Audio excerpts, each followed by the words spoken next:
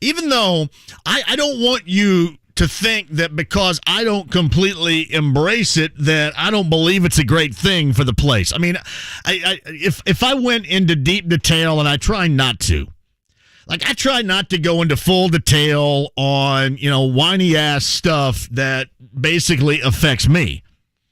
Because you don't want to hear that. And if I were you and I was sitting out there and you were here, I wouldn't want to hear that either. So I think about it in this term, and I've explained this to you before. I haven't had the best of times down there in the past. I mean, there's once I got, blackballed from ESPN. You guys know that story with that thing with Adam Schefter and me. But the other part of it is it really doesn't serve us. And what I mean by us, I mean you and I. It really doesn't serve us a great purpose. I'll give you a great example. So I came in a little bit earlier today, and what I've been doing since this thing has started, I've just kind of been waiting around, and if somebody is able to come on, that's what happened with Chris Sims yesterday, for example. I mean, I'm just waiting, if somebody has a minute and can stop by, pick up the phone, and then I talk to them, and we let them bail. And when you're down there, you've got 19 million different people coming at you. And I get it. Everybody is really busy. But the problem I have from 3 until 6 is basically everything stops down there at about 4 o'clock. And then you just got me and the events manager, or me and the facilities manager, and that's about it. So, again, it's better set for if you were a host early in the day. For me, maybe not so much, but I still love it. I love it for the city. It's cool to have the NFL's focus on this city. I love when there is great and positive focus on this city. I love the NCAA tournament being all encompassed within Indianapolis, or Indiana, I guess you should say, because they also utilized Mackey and Assembly Hall down in Bloomington. I loved that a year ago.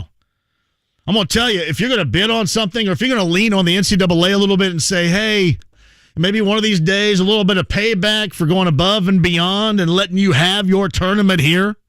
I thought last year was great. The only thing that would have made last year better would be having fans. And I mean, your normal level, your normal number of fans. That would have made it the best, because I ended up at Hinkle. Watching Gonzaga, because my son's a big Gonzaga fan and has been forever. So we watched Gonzaga and Creighton up at Hinkle, and it was outstanding. I loved it. Loved it. Now, that's probably never going to happen, and I've been very skeptical that the Combine does return here, although I hope it does. And I've been even more skeptical that this market ever gets a Super Bowl again. I hope that it does. I just don't think I'm going to be around here to see it, more than likely. So good luck to your younger generation. I just don't think it's going to happen within me still being around here. There's going to be too much, I think, to navigate through and overcome right now. Yeah, you got all these new stadiums. You have L.A., I'm going to tell you what, L.A. is going to be on a constant loop. That is one thing that, really nobody else could offer that. Nobody. That time of year, and you had the, 2 weeks leading up to the Super Bowl, and I don't even know if they had a cloud roll over Southern California. You just, that, and I think it was in, the early to mid-'80s, the entirety of the time. That is, even in South Florida, you're going to get rain or something like that coming in, or maybe the occasional, not very cold according to us, but the occasional cold snap will roll through. But that weather was incredible.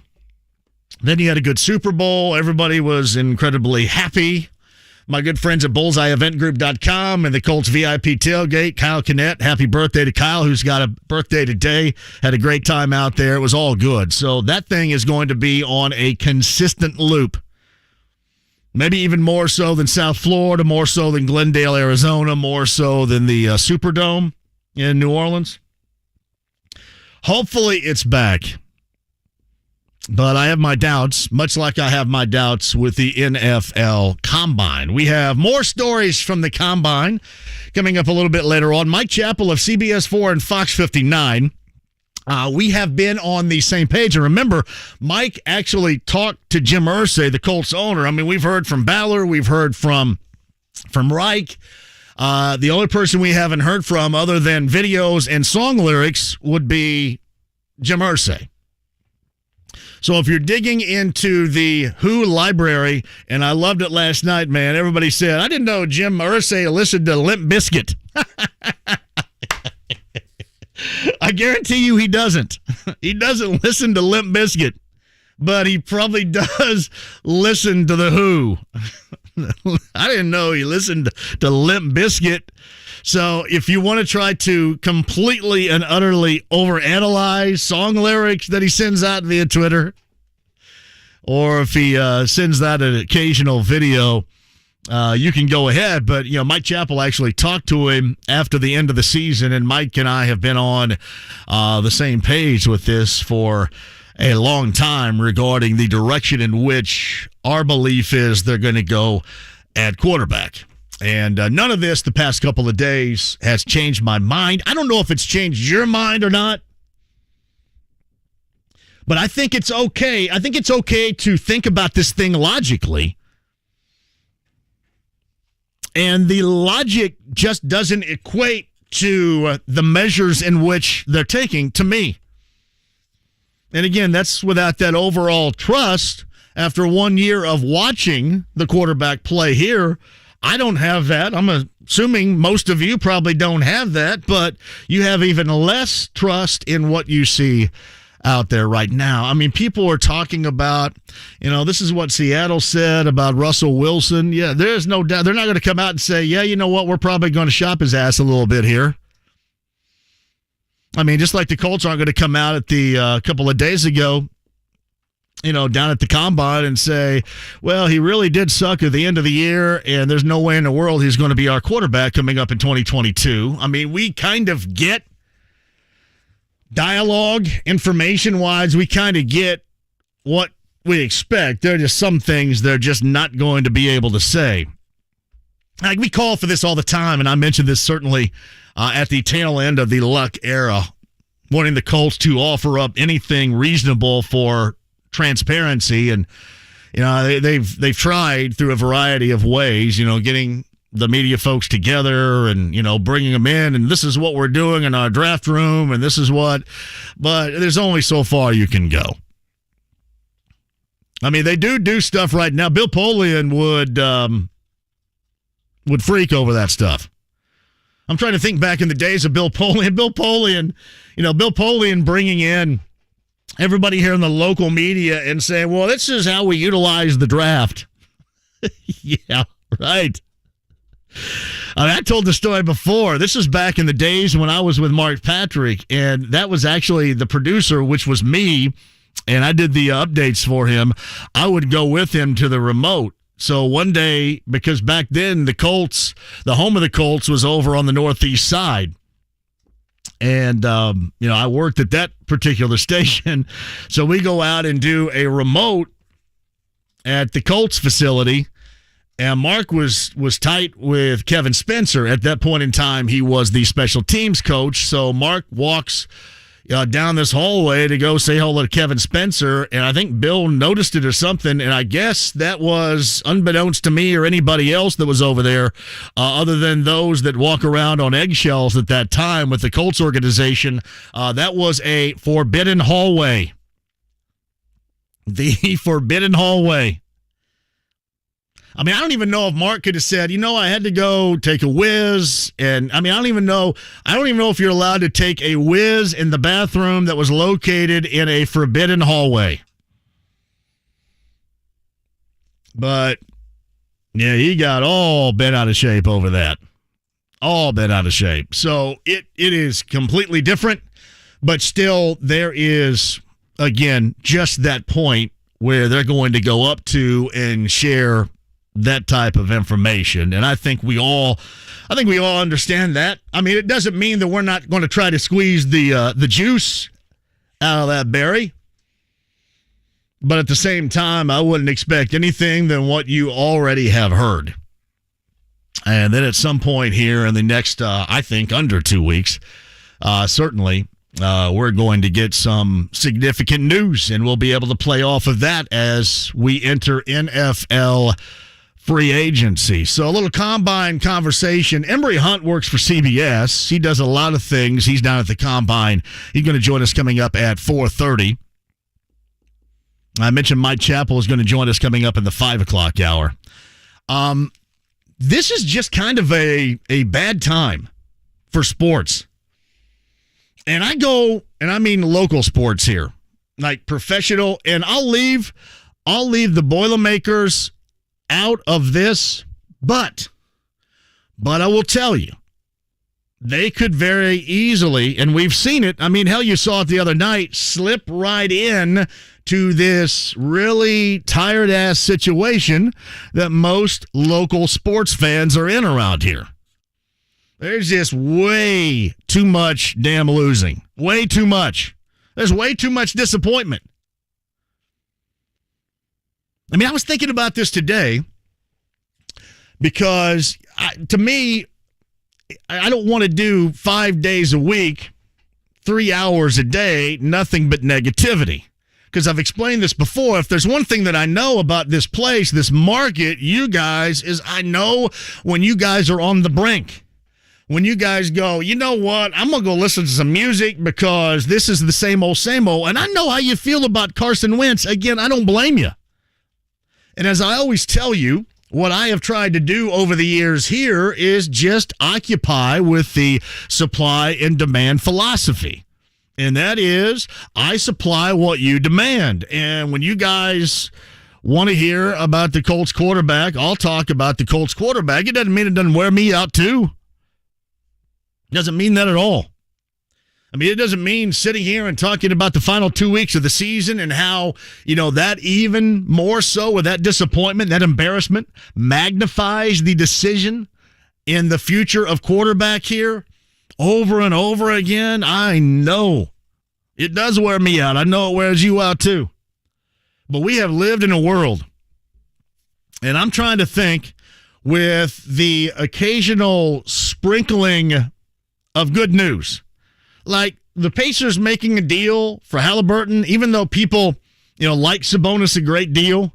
Now that you've seen Halliburton play, you certainly can understand it. Pacers win last night. That was fantastic. Although it's weird because somebody wins last night and most of you probably go, oh, that's a bad thing.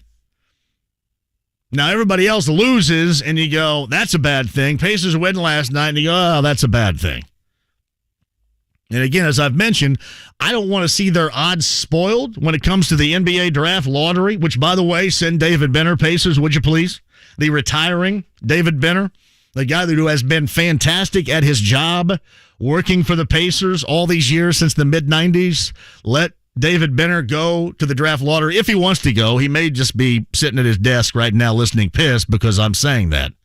But if he wants to go, send him. I think that'd be fantastic. But, last night I like to see the fruits of the labor. I mean, those guys don't want to go out and lose. Even though that is what is going to be best for their odds coming up in the NBA draft lottery.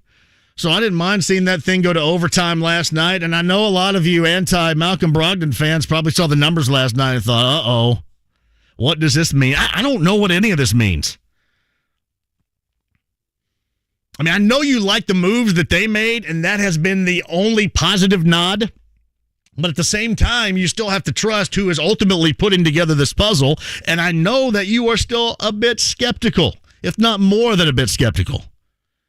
So, I mean, let's say in terms of winning, it's been negative. And you've had that feeling with this Pacer team for a while. In terms of winning to the level in which you have been told to expect it. The Colts said, here's what you should expect. I'm not talking about Ballard or Reich. I'm talking about Jim Irsay. This is what you should expect. And now, you're expecting the chips being all in. But you've been told to expect a high level of play. And frankly, bits and pieces, okay, but you have not seen it when it comes to results. So that's a huge letdown. And then you get IU basketball. I want so much to sit here and think that I'm full of crap because I know I'm not the only one, but not a lot of you out there right now have a microphone like this and can just apply your thoughts, over the radio, via multimedia, whatever. Whether you're watching on YouTube Live or Facebook Live. But I have had battling thoughts of what I expect IU basketball to be. Speaking of expectations, and what you think IU basketball is. Like, to me, IU basketball is what we witnessed last night and has been for a while, better part of 5 years. To me, that is more of what basketball is with IU in mind than what I think all of us expect IU basketball to be. I'm not suggesting they give up, but I hate to use this term because it's right there with, Mount Rushmores of whatever, but it is what it is. And unfortunately, last night has been a lot of what it is, and it continues. Different coach, same story. I mean, it's still not Archie Miller's fault, or it's not Archie Miller's fault any longer. And I know, missed threes, it drives you nuts. Missed jump shots, it drives you nuts. I mean, I can't lie, too. I mean, I did. I expected a little bit more, even with this group, in what the coaching staff was going to be able to do with it. I mean, it just kind of leads you down this path of saying, all right. I mean, this is what IU basketball's identified with right now. Middle of the road or less. Being out-toughed, outplayed down the stretch. I mean, every opportunity to hang in that game last night. I mean, could you believe it? You had Father Mulcahy on the sideline taking a swing. By the way, Xavier Johnson was doing his best Brad Davison last night. I mean, he was. And really, much like Brad Davison, I'm not a hater of Brad Davison because when you have that guy, you love that guy. And you really love that guy because everybody else hates that guy. But he's your guy. You don't hate him because he's playing for you and he's your guy. Xavier Johnson was doing the same stuff down the stretch last night. He was getting up in everybody's business. You know what? I didn't mind it. I mean, he was still going at it. He deserved a little bit more on that play where he got swung at on the sideline. I could not believe it. I mean, that game is over. And then all of a sudden there is the door that is open. And here's the thing that I mentioned last week would be the expectations or what you think was going to happen. And I'll bring it back to you right now. Let me see a show of hands from IU basketball fans that either were at Simon Scott Assembly Hall last night, maybe listening to Don and Eric on the radio, or certainly, watching the game at home. How many of you expected exactly what happened? How many? I fully expected. I mean, you knew, first of all, you knew the ball was either going to go to Baker or Harper, and more than likely Harper. I thought Harper put a good move in that late game situation on Race Thompson. Harper, tried to make that right-handed dribble and then step back, and he had just enough time to work with. I think that he made that move.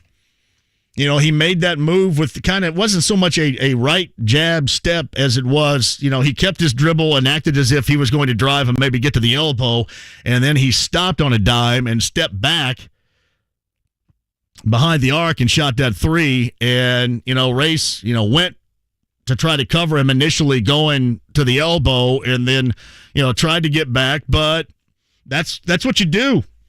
You create some space. You get to your spot on the floor. That's what good players do. Like, if you're going to ask me about IU players, I don't know other than, Trace, I don't know who has a good spot on the floor. I don't know where a good spot on the floor is for anybody but Trace. And then in late game situations, Trace missed some that Trace should make. But he didn't often get the ball, certainly as much in the second half as he did when he was incredibly dominant in the first half. And on the players or on the coaching staff? It's a coaching staff thing. Now, I talked about this yesterday. The thing about Johnny Davis of Wisconsin that is incredibly impressive to me, and really anybody that can do it, but certainly I'll bring him up because I brought him up yesterday, being able to get to your spot on the floor with Jaden Ivey. Jaden Ivey can get to anywhere on the floor.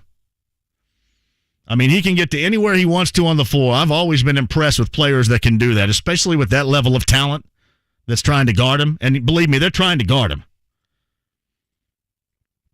Johnny Davis gets to his spot and knows 9 times out of 10 he's going to knock down that 15-foot jumper. Jaden Ivey can get to his spot, knows he's probably going to draw contact, or at the very least elevate over somebody else and give him a chance with the right or the left hand.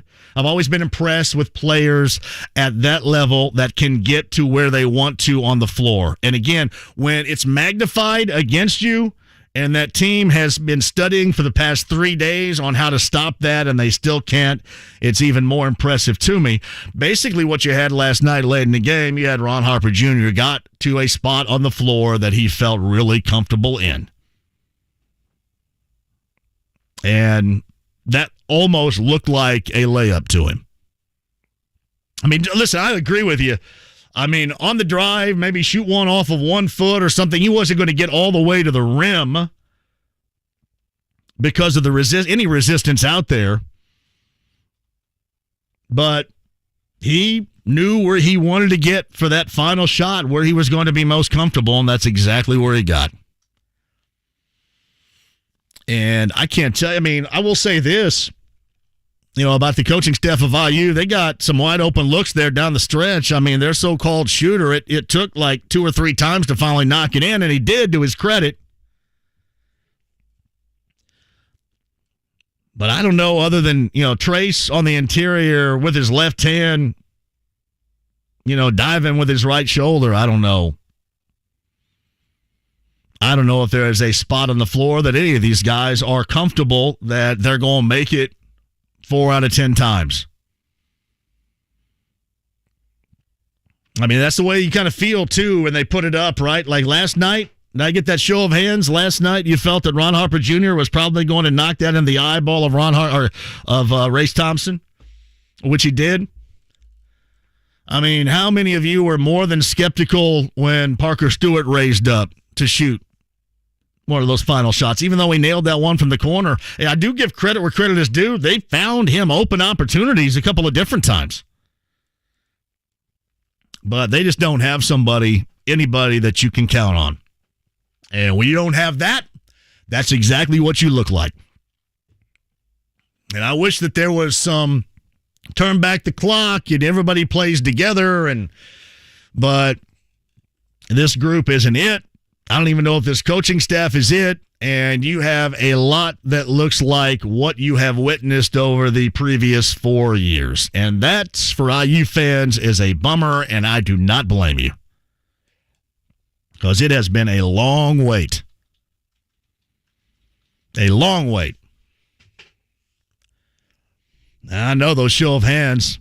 I see them. I see you guys on YouTube Live. I see you guys on Facebook Live right now. You don't think I do, right? We have these super secret cameras where we can see what you're doing on the other side. Just don't do anything gross. But that's exactly how I felt. You knew that thing was going to be drained. And he did the Sam Cassell walking around with a huge package and then did a little bow to everybody like Reggie Miller did in Chicago. Now, the only difference there, remember when Reggie Miller did that in Chicago, and I think the Bulls turned around and hit a game winner after he did that. But that's what you got last night. And unfortunately for IU fans, what you have right now is something similar as to what you have seen for the past 4 years. And I would agree. That's concerning. And if not concerning, incredibly disappointing. We can discuss that if you like at 239-1070. Email address, JMV at 1070thefan.com. Shows on Twitter at JMV1070. Inside the Lounge via YouTube Live. We're Facebook Live as well if you guys want to go there. Stream the app and all these other means in which you can watch and listen and participate in the show. Did I do America tickets yesterday? I forgot, didn't I? What a jackass. I just thought about that right here. Sometimes I'm so far behind. We were downstairs. We're downstairs on 5 long periods of time before the show because we're sitting here kind of going back and forth and talking. In this case, Kyle brought in a tape measure to measure my hands because Kenny Pickett today measured at 8.5 inches. Yeah, he's got small hands. 8.5. Yeah. 8.5? Yeah. What was I? You were 9 inches. I was 9 inches, baby. You could be an NFL QB. Hey, just call me 9 inches. That's my new name. Just screw this JMV stuff. Just call me 9 inches for the rest of the days here. The ride with 9 inches. I didn't think I was going to make 9 inches. I thought it might be something like when I was talking to Derek Schultz yesterday and he was talking about I thought, man, can you even palm a grapefruit? I think I'll take 9 inches. Can we change that? Can we go down the hall and see if we can get imaging changes, the ride with 9 inches? Do you think that's okay? That'd be very original. Motion of the ocean not needed. JMV is 9 inches. Easy. I'm just talking about hand size here, everybody. Well done. Hey, by the way, what'd you measure out at? I was 9.5. Son of a gun. Beat again.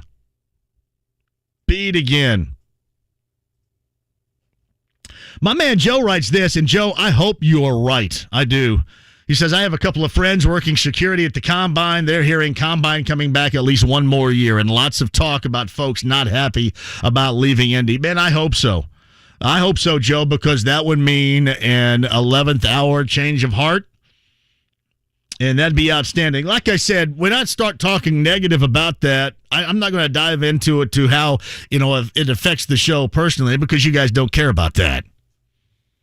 But, for the town and for this place to be the focus annually of the NFL, that is a good thing. Joe, I hope you're right. I mean, I've heard, leading up to this, to the contrary, but maybe there has been a change of heart. Coop says, my hand measurement is 4.2 inches.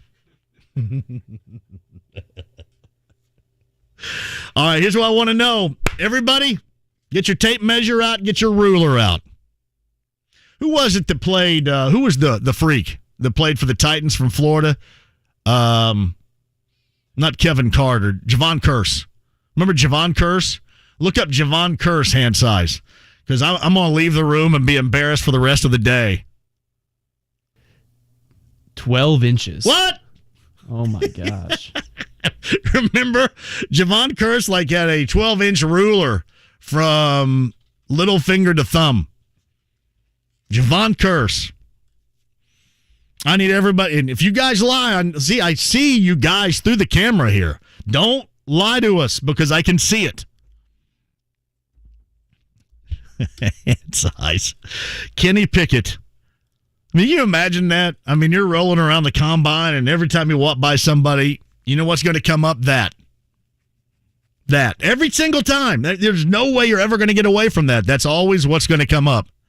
Hey, there's Kenny Pickett. He's probably going to be the first quarterback taken in the 2022 NFL draft. Yeah, you hear about his hand size?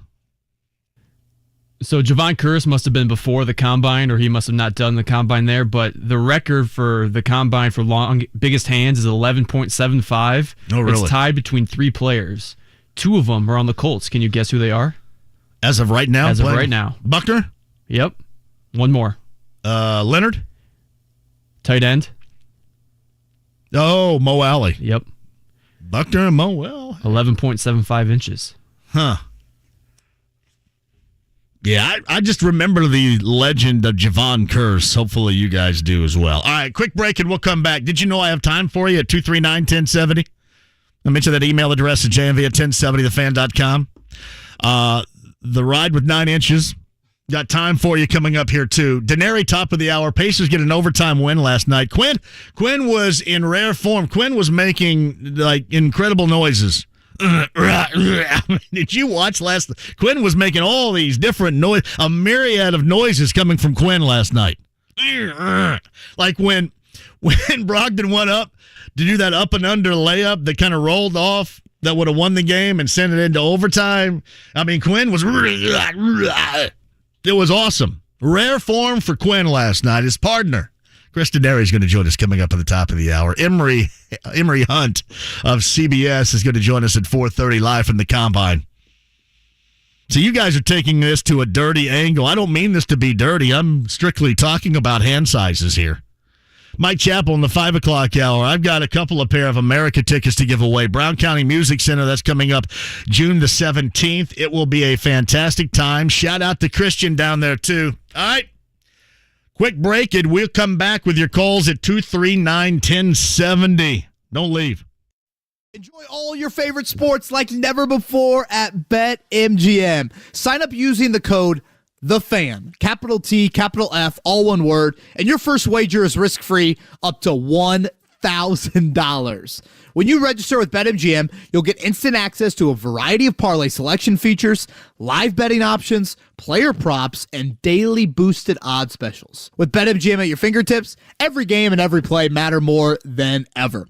Sign up today and find out why nothing beats a win at the king of sportsbooks. Download the BetMGM app today or go to BetMGM.com and again, enter that code, THEFAN, all one word, and place your first wager risk-free. Visit BetMGM.com for terms and conditions. 21 years of age or older to wager. Indiana only. New customer offer. All promotions are subject to qualification and eligibility requirements. Rewards issued as non-withdrawable free bets or site credit. Free bets expire 7 days from issuance. If you or someone you know has a gambling problem and wants help, call 1-800-9-WITH-IT. Hey guys, looking for a reason to spend 3 days on the couch watching basketball? Schedule your vasectomy at Urology of Indiana for a Thursday or Friday, then sit back, relax, and catch some games over the weekend while you recover. It may be the only time your wife approves of hoarding the couch and the remote control. Vasectomies at Urology of Indiana are simple and typically take only about 15 minutes. Soon after, you'll be out the door and on your way home. During your recovery, you'll take ibuprofen and be back to your normal activities in 3 days. The docs at Urology of Indiana are board certified and perform vasectomies every day of the week, all year long. They're pros at what they do. And they have multiple vasectomy clinics, so chances are good there's one close to you. If you've been putting off your vasectomy, now is the time. You'll never have a better excuse to watch basketball. Call Urology of Indiana or visit vasectomyindy.com for information and to schedule an appointment. That's vasectomyindy.com. Are you an HVAC technician, plumber, or sewer and drain specialist? Has your company been swallowed up by a national company? Concerned about becoming a small cog in a large wheel? Searching for a place where you can make a difference and feel appreciated? Then call Vasey Commercial Facility Solutions. They're hiring experienced industrial commercial technicians. Get full benefits and true work-life balance. Call Vasey now at 317-873-2512. 317-873-2512 or go to Vasey.com to learn more. O'Reilly. Improve visibility and save money at O'Reilly Auto Parts. Replace your old wiper blades with a new pair of Rain-X Advantage wiper blades and save $10 now at O'Reilly. Our professional parts people will even install them for free. See better and drive safer with new wiper blades from O'Reilly Auto Parts in store or online at O'ReillyAuto.com. O'Reilly Auto Parts. Your neighbor Mark loves spring in Indy, but he hates to paint. So he called Rhino Shield. It's a two-story home built in 1992. Around 2001, looking at needing to paint, I heard a radio ad, with Rhino Shield, you won't have to paint again for another 25 years. That's because Rhino Shield's not paint, it's better. They're very professional. We had everything done. Everything that would typically be painted on a house was done, and it was very fast. All right, Indy, get the 25-year guaranteed protection of Rhino Shield right now for 15% off the regular price. It was done in 2001 and still going strong. From what I've seen on our home, they can easily offer a 25-year guarantee and not worry about it. Here's owner Shane Smith. This offer is limited, so call me at 888-RHINO-41. That's 888-RHINO-41. Don't paint. Don't vinyl. Go Rhino. No paint, don't vinyl. Go Rhino Shield. Never paint your house again. Rhino Shield. Prescription products require an online physician consultation and are only available if the physician determines a prescription is appropriate. Subscription required. See website for full details and important safety information. When you lose your hair, you lose more than just hair. You lose your confidence. But that doesn't have to happen. Today, there are proven medical solutions to stop hair loss, and in some cases, regrow what you've lost. And now you can get them online at 4hims.com, including the very latest treatment, topical finasteride and minoxidil spray. It combines 2 proven hair loss treatments in the only hair loss spray of its kind, and only 4hims.com has it. No more pills, no more messy, time-consuming applications. Topical finasteride and minoxidil spray is only available by prescription, but at 4hims.com, you can connect with a medical provider online who will, if appropriate, prescribe this new spray and ship it to your home. It's that easy. Get the old hair back. Get the old you back at 4hims.com. For a free online consultation, go to 4hims.com/care. Regrow your hair in 3 to 6 months at forhims.com/care. 4hims.com/care. Skip the long lines and high cost at the banks and get pre-approved today for your next home purchase or a refinance at thehomeloanexpert.com. NMLS number 1326241. Big O Tires is locally owned and operated with the lowest price on every tire every day, plus online appointment scheduling and financing made easy. Big O Tires, the team you trust. It's the question we all have on our minds. What about Wentz? Got people asking me this, so I'm going to ask you. You guys trying to get rid of Carson Wentz. Everybody's getting evaluated. Quarterback's the highest profile position out there. Most pressure on him to perform. Can he convince you to stay? We'll see here over the next couple weeks. Is his criticism been unfair? It's the nature of that position. Now, we're all on Wentz watch. Carson Wentz, we'll see what happens. When it happens, you'll hear it first on 93.5 and 107.5. The Fan. The Ride with JMV. If peeing your pants is cool, consider me Miles Davis. 93.5 and 107.5. The Fan.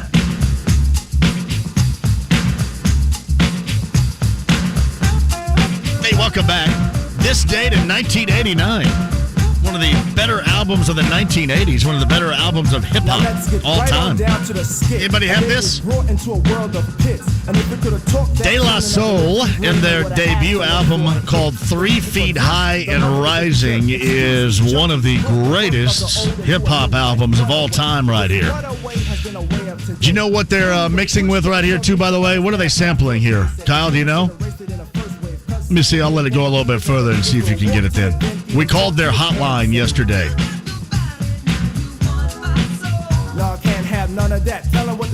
Well, I know it's Hall & Oates, but I can't go for that.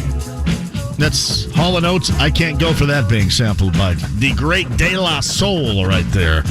This date back in 1989. 239-1070 is the number. Email address is jmv@1070thefan.com. That is going to be a JMV Takeover plus play coming up on Saturday night.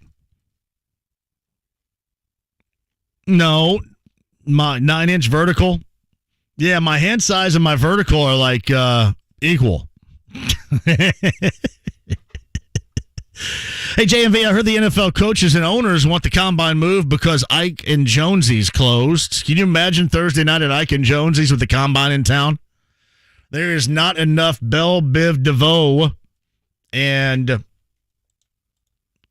stonewashed jeans to be played and worn. Get those stonewashed and peg your jeans. I loved Ike and Jonesy's. All right, IU a loser. Yeah, that was a big one last night. I mean, Rutgers at home. Rutgers at home and every opportunity to do it. That is so IU basketball. That's the problem. It not only is so IU, it's still so IU basketball. I know a lot of you think the same thing. I'm sure for you that's maddening. All right, 239-1070. Let Jim lead us off today. Hello, Jim. How are you? Hey, good re-entry there, JMV. You like that little De La Soul, do you? Yeah. Yeah, we're right in the same group there. So, question about IU last night. I was at the game.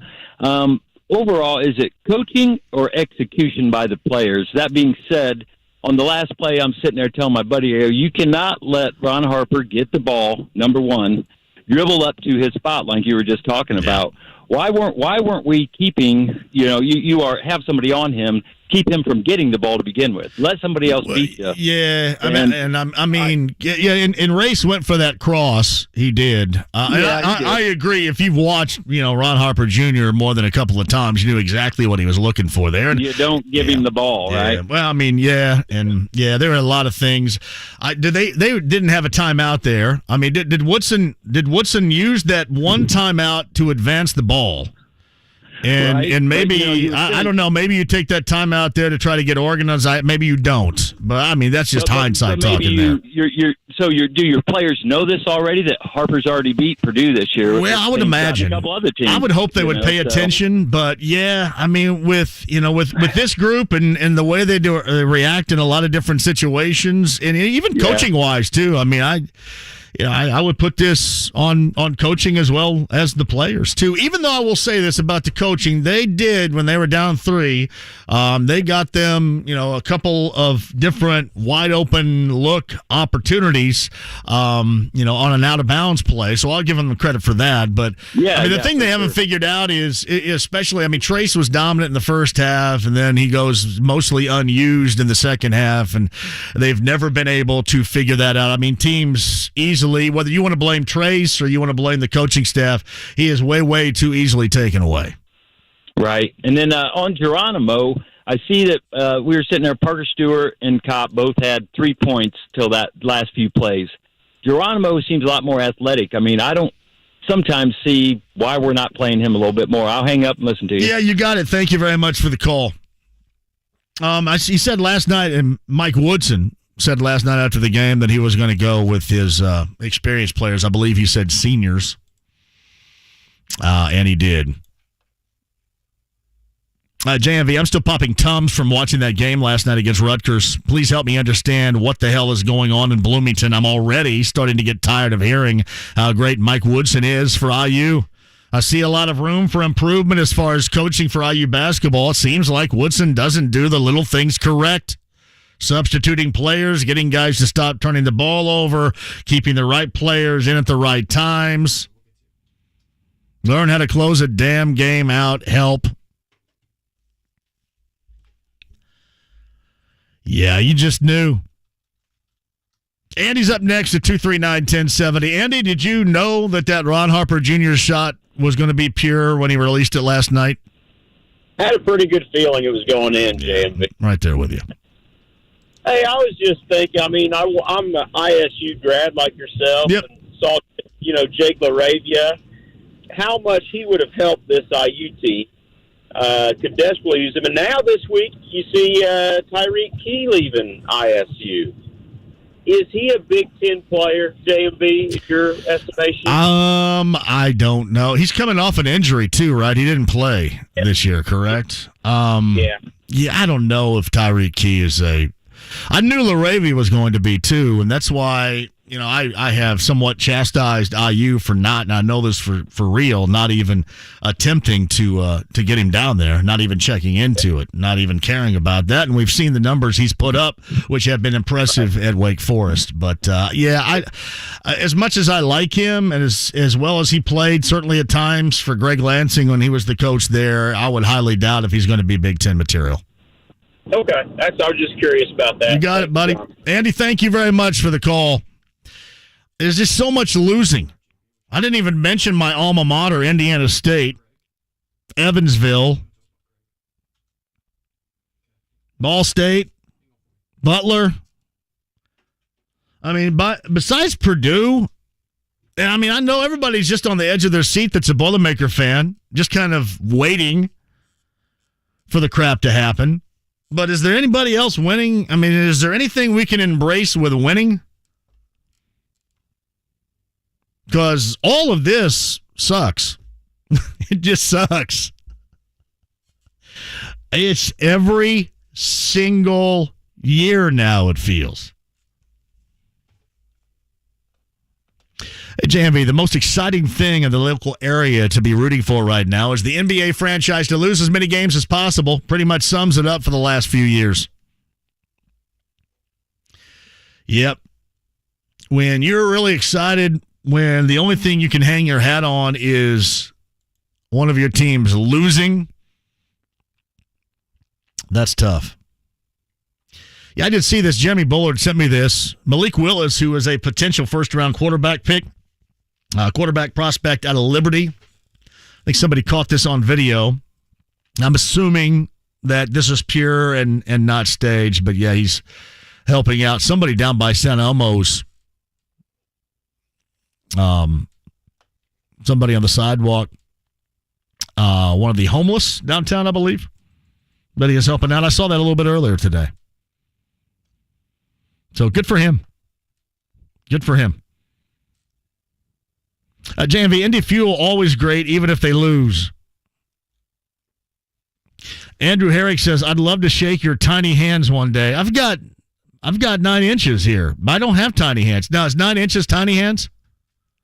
Where does that fall in? That's the threshold, I think. Joe Burrow has 9-inch hands. Well, see? Hey, measure those hands. You guys are all lying to me. Yeah, I've got 10.5-inch hands. No, you don't. Yeah, and here's what I mentioned, too. Literally, guys, on the front page at ESPN.com, you know how they have all the top headlines? Second from the top, lead headline, Pickett's hands smaller than any current NFL QB. And listen, I know when you know you're going to be rich and you're going to be a quarterback in the NFL, you probably couldn't care less. But, man, maybe you do. I mean, maybe you do. It is non-stinking stop with this small hand stuff. It's you, Joe Burrow, Ryan Tannehill, and Jared Goff. 9 inchers. Really? Cool, man. So I could play quarterback. Biggest hands in the NFL for a starting QB is Russell Wilson. 10 1/4. And he's going to be the quarterback here. What? When? And he's not very big either. What is he, 5'10"? Yeah. 5'10". All right, quick break and we'll come back. I see you guys on hold. I'll get to you. Denari, top of the hour. Emory Hunt of CBS, bottom of the 4. Chappell's in the 5. I've got a couple of shots for you to win America tickets. Brown County Music Center. We might as well make a weekend out of that, too. I think that's on a Friday night. June the 17th. I mean, what the hell? Make a weekend out of that down there.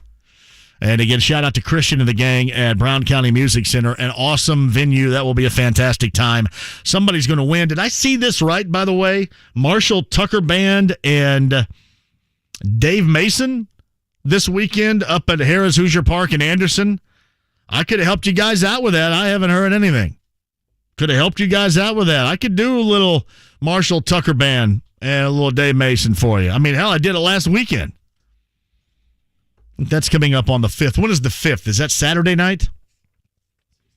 I'm going to have to do that in your honor, Harris Hoosier Park in Anderson, who I haven't heard from in a while. Could have helped you out. Quick one, your calls and more. Back with you next. We upgraded. Want to we upgrade? Our live streams. Find us at 107.5 The Fan on YouTube to watch, conversate, participate, and hang out with us in the new Hubler studio today. You probably get a lot of reminders. How about one for your car insurance? Safe Auto keeps you safe behind the wheel with affordable state minimum coverage and low down payments.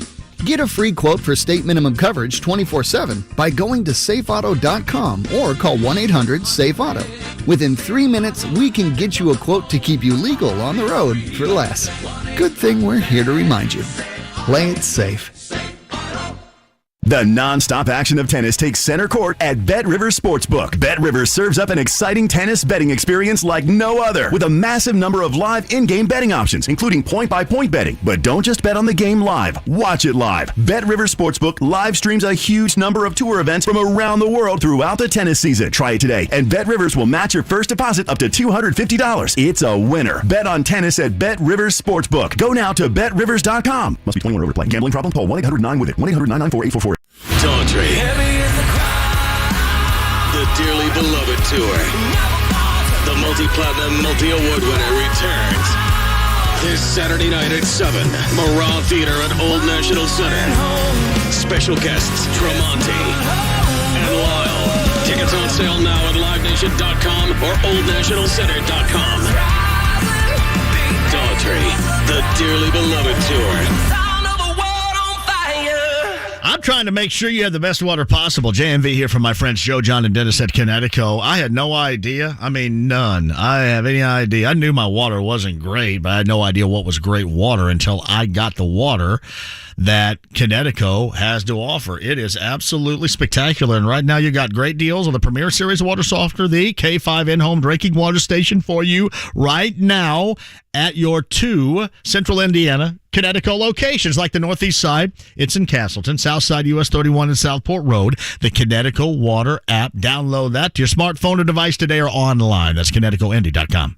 Join 93.1 WIBC right down the dial for Indiana University basketball as the Hoosiers take on the Purdue Boilermakers Saturday, 1 p.m. for the pregame show. It's Super Cash time at Old Navy. Right now, redeem your $10 in Super Cash and save $10 on every $25 purchase. Use it on everything. Run to Old Navy or OldNavy.com today. Valid 2/26-3/6. Excludes gift cards and clearance. See OldNavy.com/supercash for more details. If you're going through a divorce and need to refinance your current home or buy a new one, give us a call or apply online today. TheHomeLoanExpert.com. NMLS number 1326-241.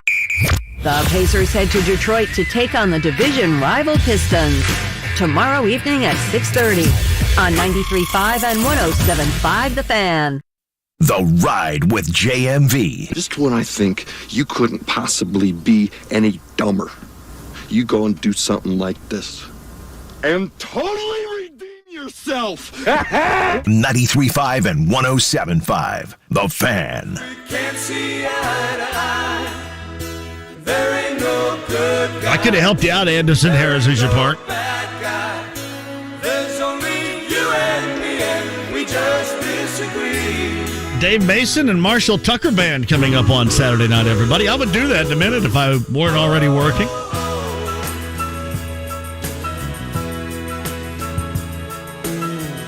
Are they really doing a reboot of White Men Can't Jump? Who the hell's Jack Harlow? Jack Harlow to star in White Men Can't Jump movie reboot. I'm going to tell you what, you got something working. If you just do the film up until Wesley Snipes screws over Woody Harrelson, hustles him for the first time, I think it's all good up until then. But I don't want to see all that Jeopardy crap, and come on. A reboot, huh? Craig, before the top of the hour, you're in at 239-1070. Hello. Yeah, why didn't they foul Harper? Foul. Is he asking why didn't they foul Harper? Is that what you said? Because they were tied? Did they have a foul? I didn't know they have a foul to give. I didn't think they had a foul to give. You know, he's just too smart. I've been watching every Big Ten game. Yeah, I'm sorry. Yeah, listen, Craig, I'm sorry. Your phone wasn't working right there. Nah, they had come down and tied it up. I mean, you just watch Ron Harper Jr. get into a very comfortable spot on the floor where we've obviously seen him do that before. But IU fans, you knew it was coming. And that's unfortunate. And, I remember going all the way back to where almost a year ago they made that hire. We had Scott Dolson on here and then going through the offseason.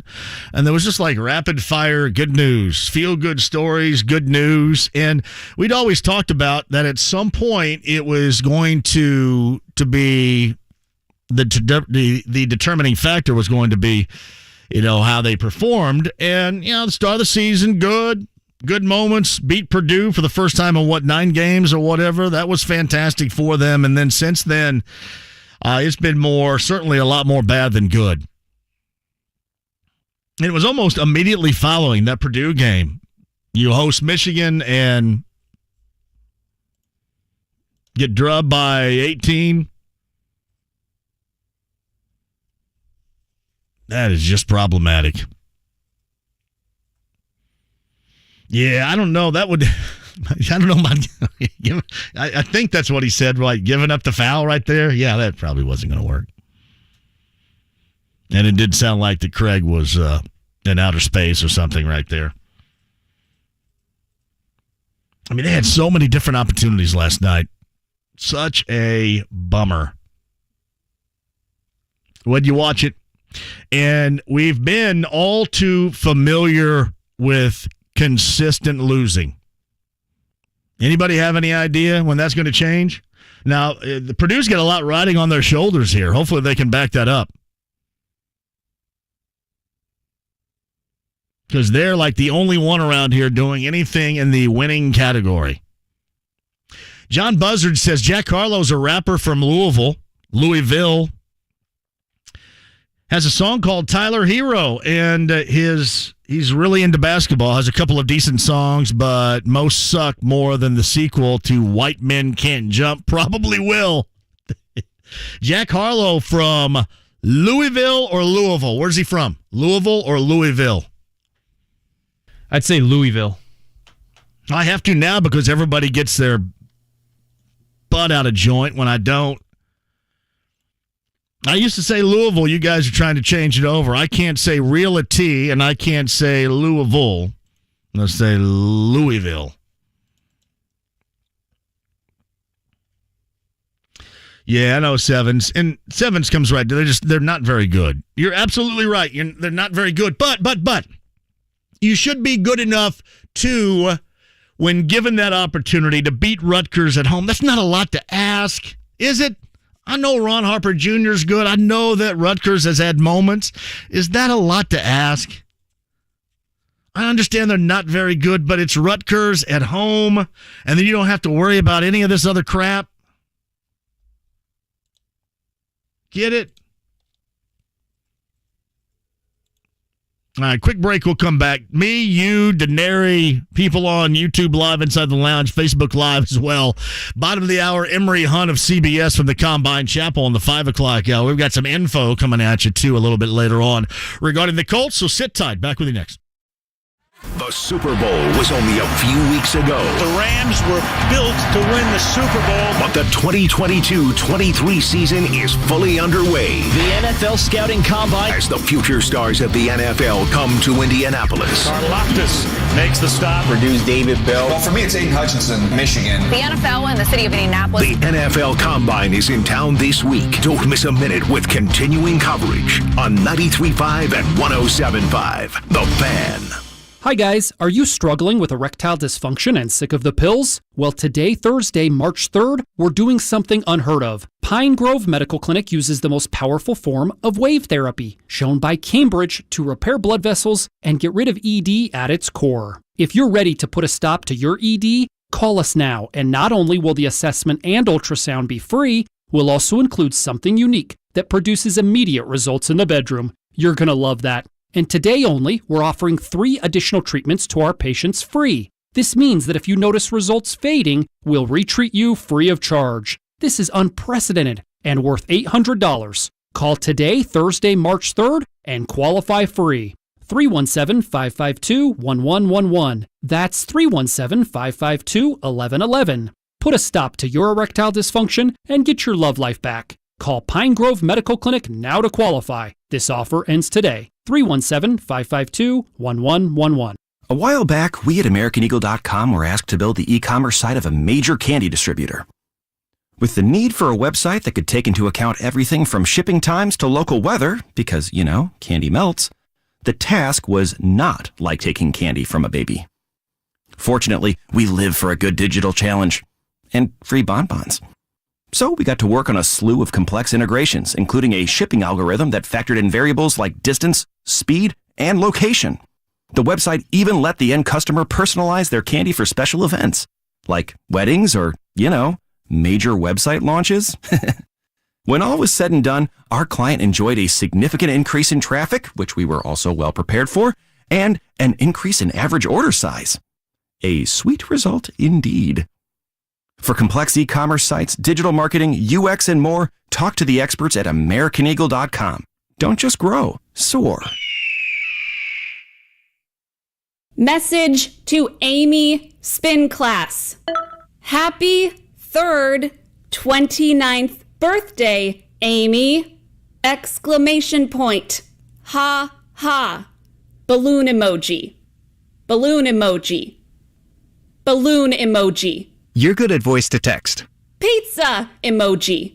We're good at your insurance. Find an Indiana Farm Bureau insurance agent online, over the phone, or in person. And stop knocking on wood. My crusade for the perfect pizza crust has led me here, pining over a backyard wood-fired oven. But how do I bake this build into my budget? Where can I get some solid guidance on my finances? Who can help me understand if I have the dough for this? A little financial advice. At Regions, we know that's important because your Life Green checking account comes with Greenprint, financial planning with a banker who will help you create a personal budget and live in the moment. Make your appointment at regions.com/Greenprint. Regions Bank, member FDIC. It's Super Cash time at Old Navy. Right now, redeem your $10 in Super Cash and save $10 on every $25 purchase. Use it on everything. Run to Old Navy or OldNavy.com today. Valid 2/26 to 3/6. Excludes gift cards and clearance. See OldNavy.com/supercash for more details. 93.5 and 107.5. The Fan. WIBC HD2 W298BB WIBC HD3 W228CX Indianapolis. Friday's our final day at the Combine. Matt Taylor is in for Jake. The voice of the Colts is going to join myself. Obviously talking a lot of Combine and look ahead to IU and Purdue from Mackey. Join us 7 a.m. The Ride with JMV. Whenever we need a brilliant insight, he's available at the drop of a hat. Hey, Mom! I'm done with my segment!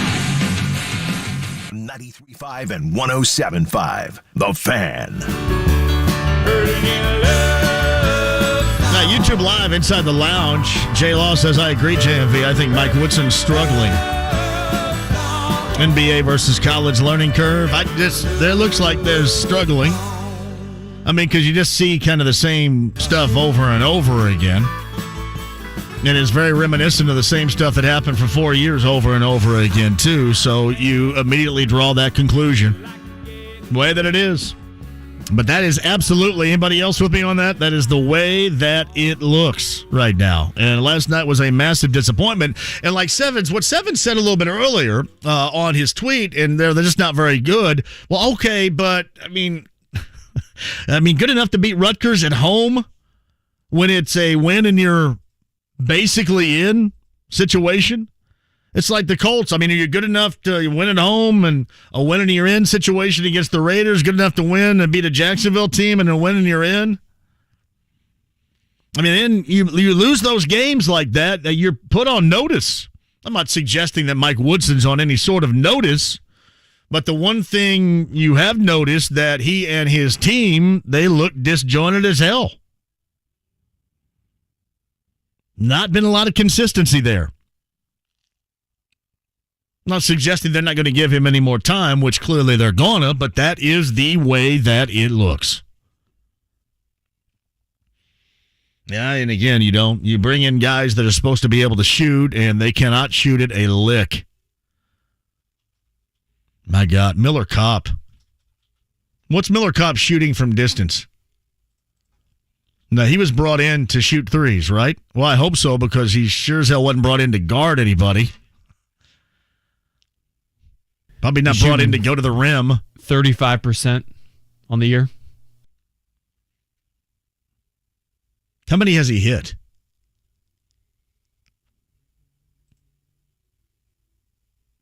This has been bad.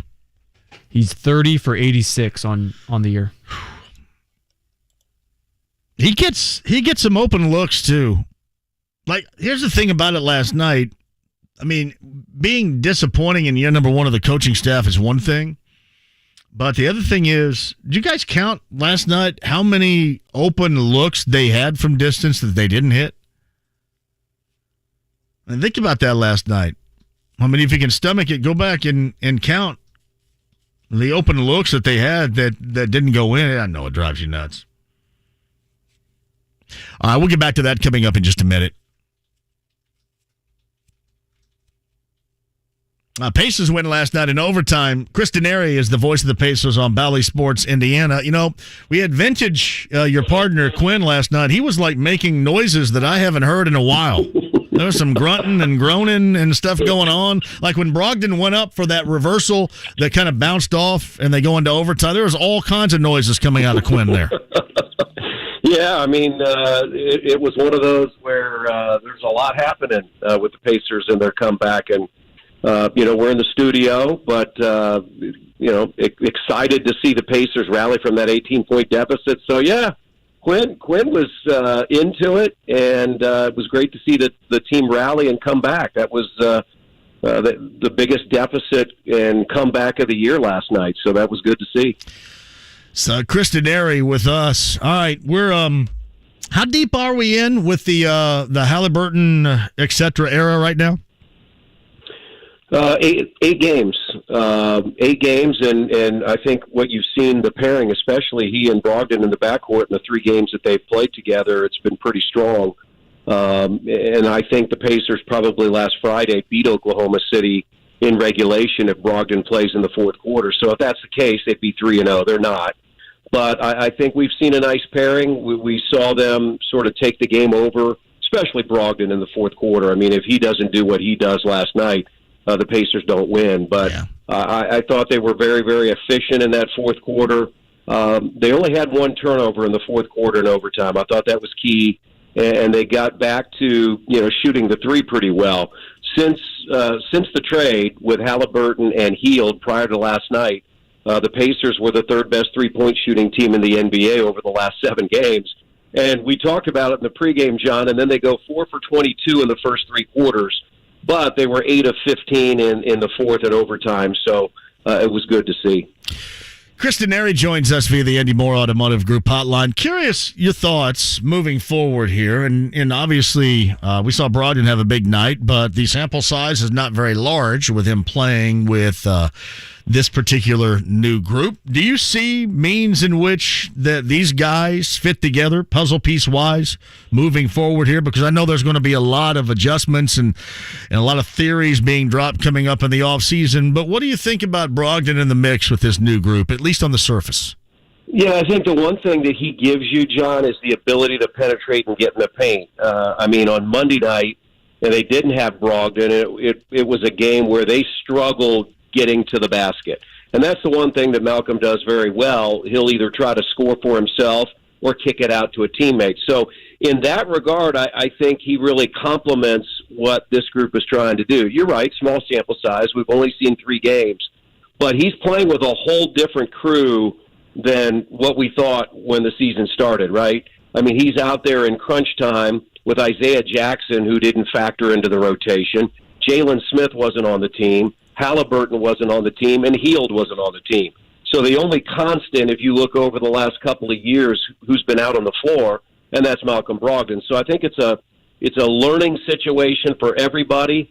But if you look at what they've done in those 3 games where he's played with this group, I think early sample size has been pretty strong. Yeah, and Miles, are we going to see anything, or is he just going to stay on the shelf here for the remainder of the season? What do you think? Well, we were told coming out of the All-Star break that it was going to be another 2 weeks, and then it would be reevaluated. So I think we just have to wait and see. But I think we're all anxious, to see how he fits into this puzzle. I mean, we know what he's capable of, and he would be your starting center, and you'd have somebody like Isaiah Jackson backing him up, and Jalen Smith playing either the 4 or the 5. So it's very intriguing to get Miles back. And I think that's the thing that you're trying to see, John, here in the final 18 games, is how all these things work and piece together so that when you go into the offseason, you know a little bit more of what you have, a little bit more of what you need to get in the draft,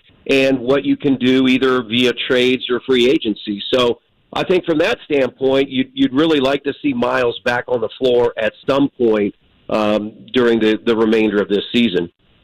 And I'm definitely with you on that, too. Jalen Smith, Chris, has shown more than a couple of signs, although, I mean, you're going to have to do, you don't have to be incredibly fortunate to keep him around. What do you think happens here for a guy that obviously you bring over and you see how he looks, and he looks really good so far, but his contractual circumstances, dictate that it's not going to be easy for the Pacers to retain him?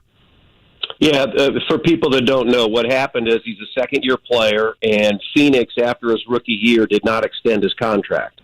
So ultimately, he becomes a free agent, if you will, though the Pacers still have the opportunity, at a I don't want to say a limited number. I think it's, $4.7 million, where they can bring him back for the next year. The question will be is how many teams out there are going to have cap space, and how many teams are going to value him the way the Pacers do. And I think you've seen he's been pretty valuable. He's had 3 double-doubles as a member of the Pacers. He scored in double figures in 7 of 8 games. Last night he had 15 points and 15 rebounds. He would have had a double-double Monday night, John, if he didn't get ejected in the second half. So that's going to be one of the things that you'll be looking at in the summer. But, you're hopeful that, Jalen looks around and likes the pieces and likes Halliburton and likes Hield and says, hey, I could be a part of something special here as a young player on this roster. So, that'll all be determined once the season is over. How much other teams are willing to pay, I don't know. But he clearly has shown, at least in a small sample size through the first 8 games, that he's a really talented player. And he showed that in Phoenix earlier in the year, John. He had a 6-game stretch when DeAndre Ayton was out, and he put up some significant numbers for Phoenix, and I think we all know they've got the best record in the NBA. So from that standpoint, I guess it's not a surprise.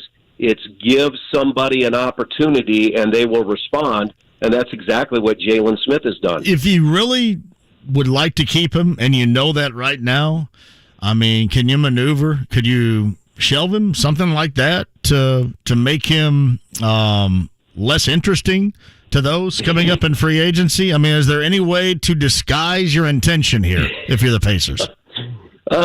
He's probably already shown it, John, right? I would guess, probably. Too late is what you're telling me. Yeah.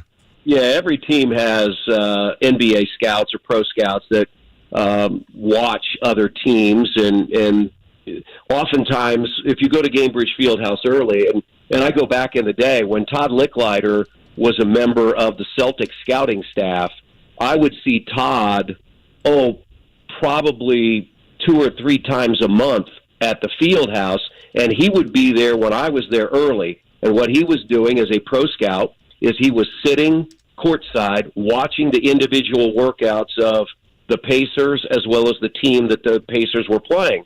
And that's what the pro scouts do. They go out and watch, as much of the other teams as possible. So clearly, everybody's done their intel on Jalen Smith.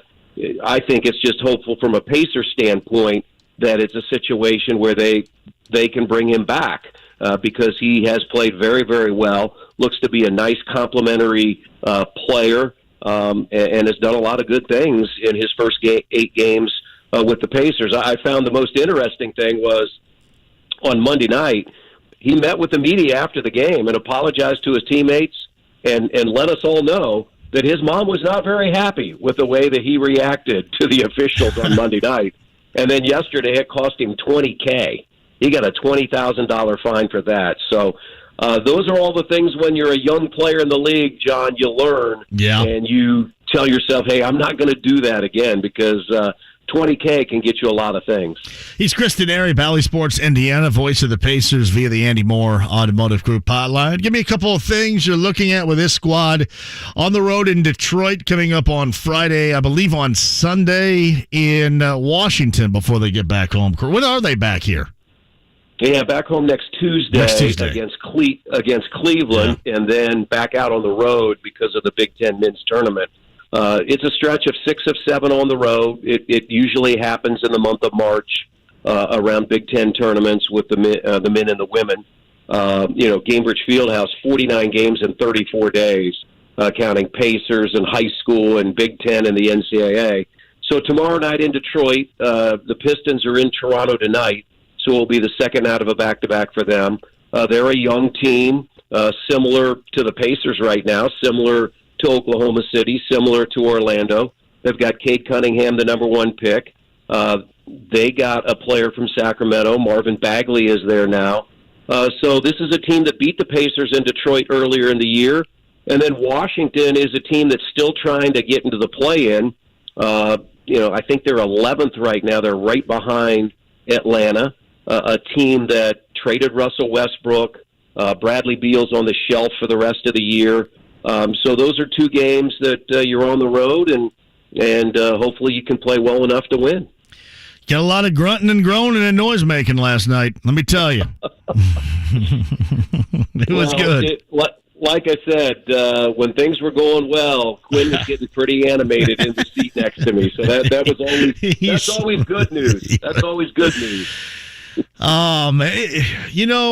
It is. I will say this. I still watch because, for one, I love basketball, and I love to see these new guys because you, as I mentioned earlier, have such a small sample size from what you've seen them together so far. So I guess in a season which, honestly, when you look at it win-loss record-wise, it's clearly awful.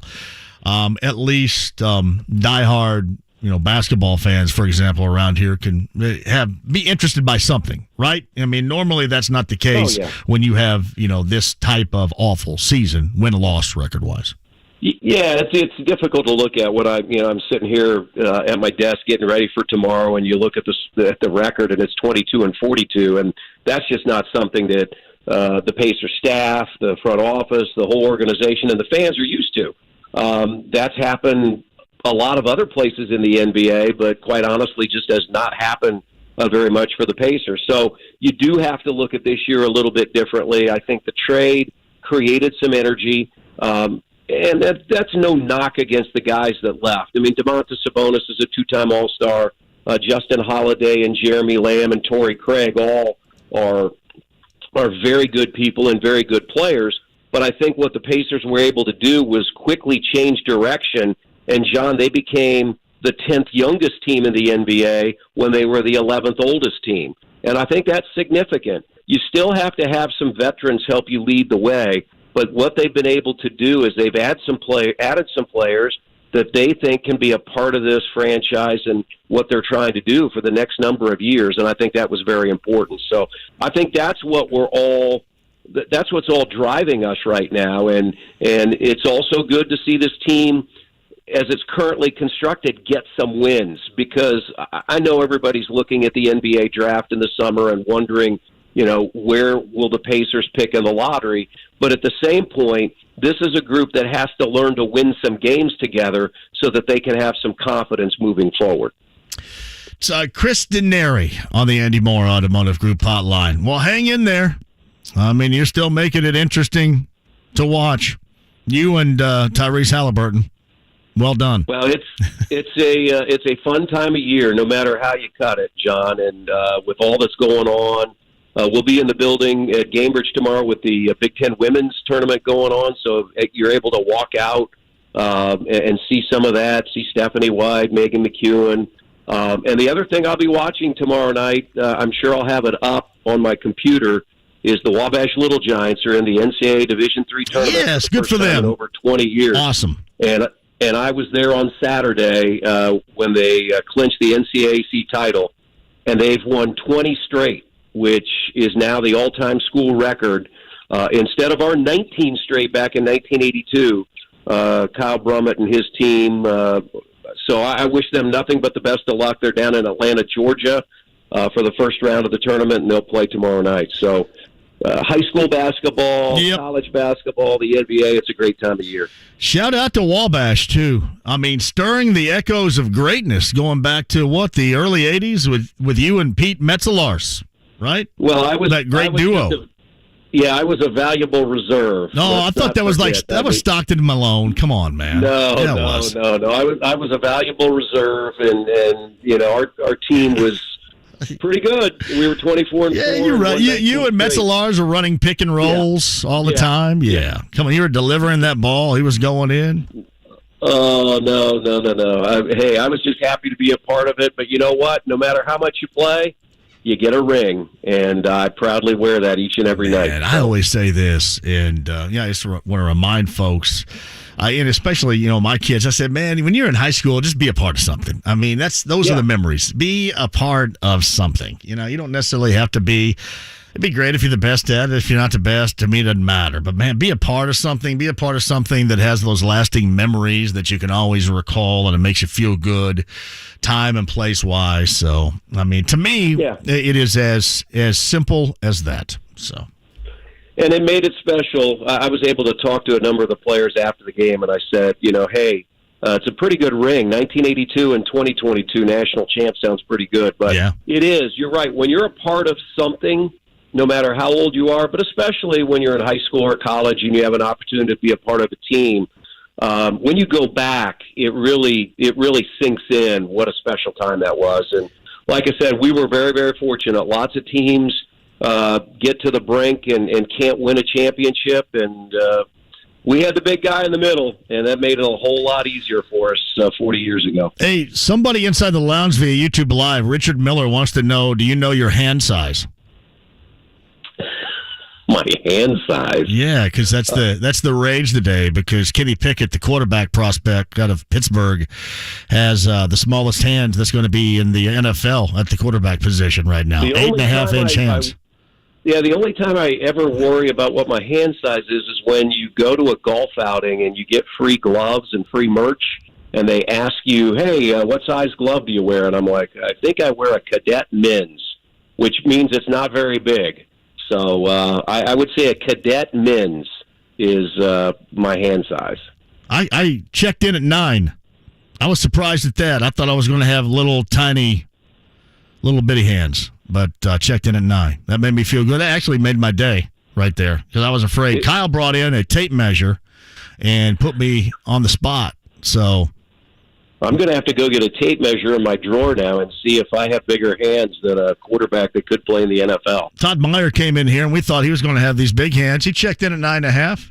Kyle's at 9.5. I checked in at 9. I'll keep my 9. I'll roll with that. Yeah, I think that's pretty good. Yeah. So I have no idea, but I'll get a tape measure and let you know. Let me know next time we talk. I appreciate you, buddy. Thank you. All right, thanks, John. Chris Denari, voice of the Pacers, Bally Sports, Indiana's on the Eddie Moore Automotive Group hotline. I didn't want to spend the entirety of the time talking about Tyrese Halliburton, but I like Tyrese Halliburton a lot. I mean, a lot. He is incredibly fun to watch. I still, even after talking to him and, asking him about his shot, how he acquired that particular shot, even after that, it's still kind of odd to watch it. But, man, it doesn't make it. If that thing goes in, then I'm talking about, I talk about guys getting to spots on the floor where they want to go. There's not only that always impresses me, but as I've talked about with Halliburton, it is, seeing the play unfold before it actually does. I mean, you can just kind of watch in him. He sees or visualizes what's going to happen before it does. I think that's cool. Not a lot of guys have that particular skill. I mean, those are the skills. I love the athletic skill, and everybody just always concentrates on having a vert that's huge, and that's fantastic too. That'd be great. But being able to get to where you want on the dribble, on the floor, especially when you're the focal point of the defense, and then, being able to anticipate what's going to go down before it does, those are two things that I really enjoy watching in a player. I'm going to tell you what, when you have it in one player, that is awesome. But when you more than occasionally see it out there, it is certainly fun to watch. But watching Tyrese Halliburton has been a pleasure so far. certainly for Pacer fans, at least from what I have heard. Mike Chappell is going to join us coming up at the top of the hour. America tickets. I missed yesterday, so I've got two pair to give away before the end of the show. And Emory Hunt, I don't know if you know Emory Hunt. He works for CBS and CBS Sports HQ. He's at the Combine. He's going to join me. We're going to talk a little bit about what's going on down there with the players being evaluated. We'll dig around number 47, especially when it pertains to the Colts and the skill position guys that may have availability there. Emory Hunt of CBS is going to join us coming up on the other side. This is 93.5 and 107.5 The Fan. Stick around. Ready to save more on your mobile bill? With Spectrum Mobile, get unlimited data and nationwide 5G for just $29.99 per month when you get 2 or more lines. All with no contracts, added taxes, or hidden fees. And now for a limited time, you can save up to $300 on the new Samsung Galaxy S22 series. This is the epic new smartphone you've been waiting for. Visit SpectrumMobile.com today for details. Offer valid for new customers on 2 or more unlimited lines. Spectrum Internet required. Subject to change. Visit SpectrumMobile.com for offer details. Hi, I'm Ryan Kelly. Credit card debt is increasing at record speed. That's great for the big banks and greedy credit card companies, but for the rest of us, it's getting harder and harder just to pay the bills. The good news is home values are skyrocketing and mortgage rates are still near historic lows. There's never been a better time for a cash-out refinance. Our average client received over $54,000 at closing with a simple cash-out refinance. Apply online today at thehomeloanexpert.com. NMLS number 1326241. Bet Rivers Sportsbook wants you to experience Rush Pay. When you want to cash out your winnings, you don't want to wait 2 days just to get the go-ahead to withdraw your money. That's why Bet Rivers created Rush Pay. With Rush Pay, 80% of withdrawal requests are approved instantly, meaning you'll get your money faster. Why wait? Get your cash when you want it. Bet with a winner. Bet with Bet Rivers Sportsbook at betrivers.com. Must be 21 and located in Indiana. Gambling problem? Call 1-800-9-WITH-IT. 1-800-994-8448. Is it my favorite song? I don't know. Oh, it definitely is. Well, it's at the top of my playlist. 1-800-SAVE-PHOTO. It's my morning alarm. Pick up the phone, the call is free. Every morning. I like this jingle. I mean, in just 3 minutes, you can get a low down payment on state minimum coverage, so you can get back on the road. What's not to love? 1-800. Sorry, hold on. Hello? It's even her ringtone. Play it safe, Safe Auto. Call 1-800-SAVE-AUTO for your quote today. Hey, John, here for LD Smith Plumbing. Quick shout out to Lance and his local team here. The Indianapolis area is absolutely taken care of each and every time with the best in plumbing. You know, if you got something you need to do and you know about it, that's one thing, but the emergencies, that's their forte at LD Smith Plumbing at 317-284-9526. They got an offer right now as well, 83 or it's free. When it comes to your main drain being cleared, maybe things you don't often think about, but we, with this great deal right now, are helping you think about the main drain clearance in your home. 83 or it's free at 317-284-9526. Ask Lance or even Elizabeth about that deal today. Again, the number 317-284-9526. Online, that's ldsmithplumbing.com today.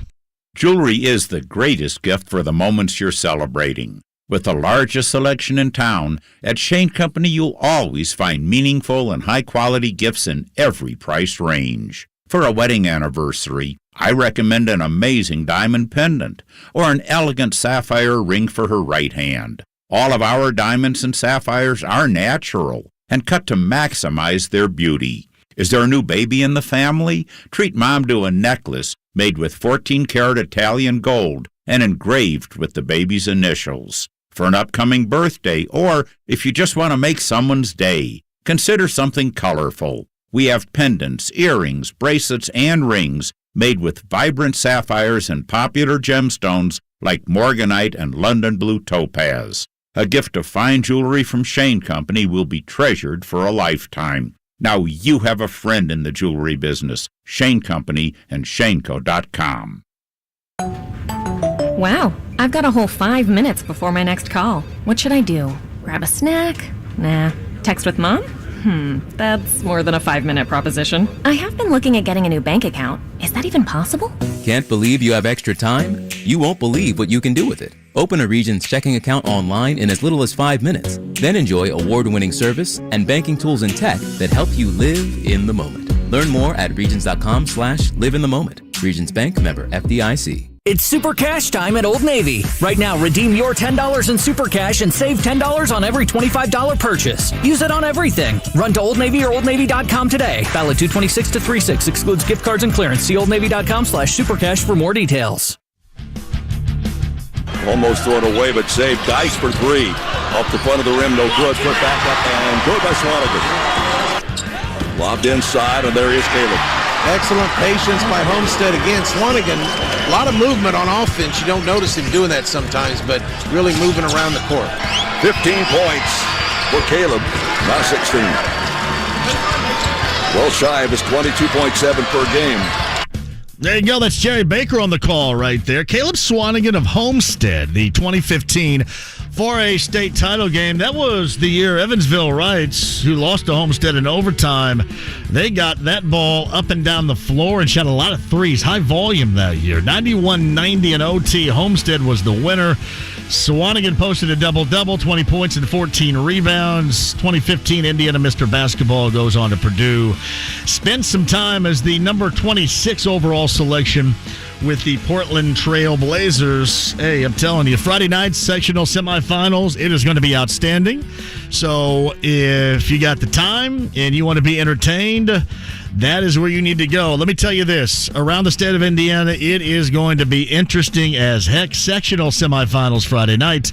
And to find that location and the game that you really want to watch, this is very simple as well. Log on for the schedules and the locations for what is going to be not just a fantastic Friday night with the semifinals, but the finals on Saturday.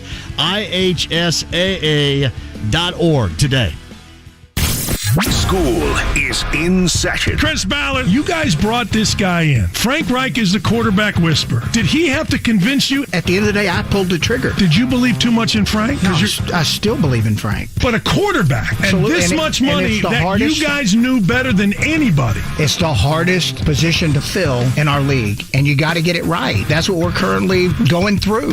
Dan Dockage, weekdays noon to 3 on 93.5 and 107.5. The Fan. The Ride with JMV. Bullish Prince hanging and banging with you until the 8 o'clock hour. Coming up, we have artists such as Living Color and the Fine Young Cannibals right now. Here's Roxette, The Look, 89.9 WROL.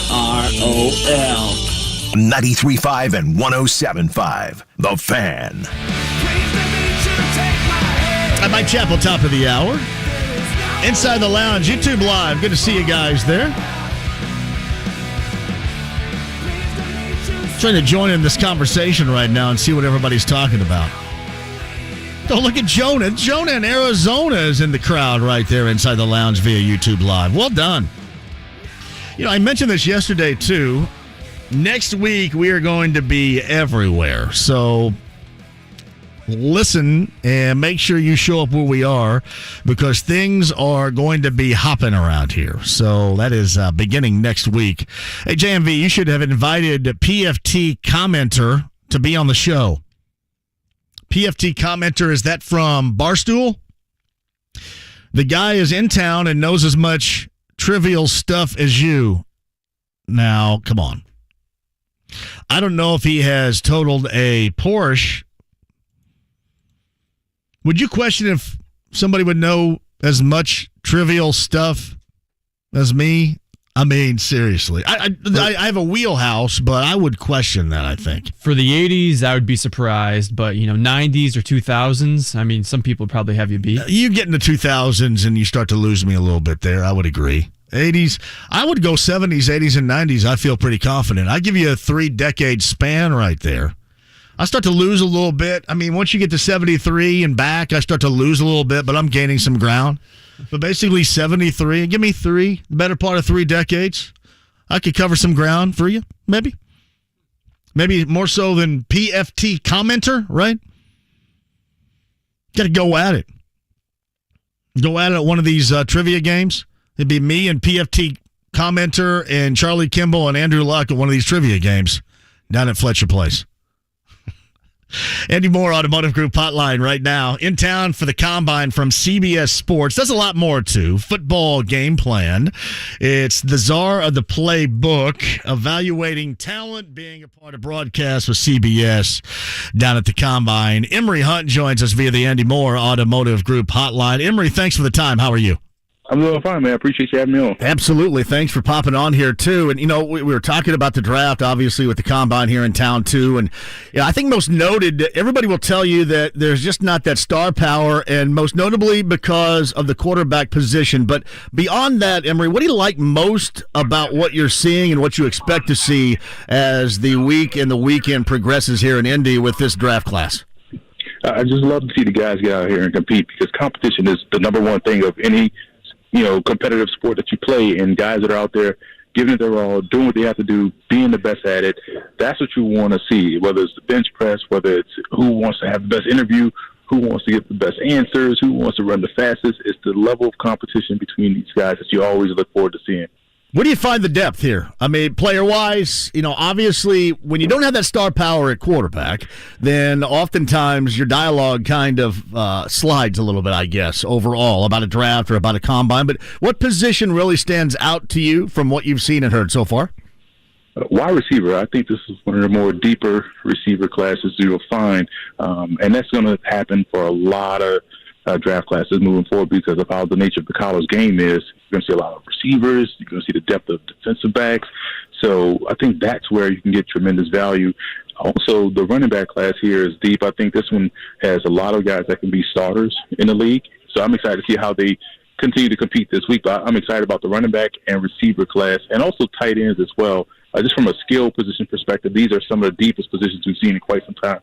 Emory Hunt joins us from CBS and more. He's the football game plan czar, the playbook. That's at FB All Game Plan for Emory and all of his information. He's joining us via the Andy Moore Automotive Group Hotline. Kind of an interesting thing. You brought up the running back position, and obviously everybody here loves Jonathan Taylor. But you look around, and when you're very skeptical, if not completely done with Carson Wentz after 1 year here, you look there and you got to go find something in a market that just is not robust at that position. You've got to build again at the wide receiver position because you don't have enough there. But getting back to the running back, Emory, are we seeing the value of the running back at all? Are we seeing the value raised up here? Or, as you mentioned, are we still seeing that wide receiving kind of depth situation as we have seen over the past couple of years with how it's utilized? Do we see that market value still on the rise compared to that of the running back?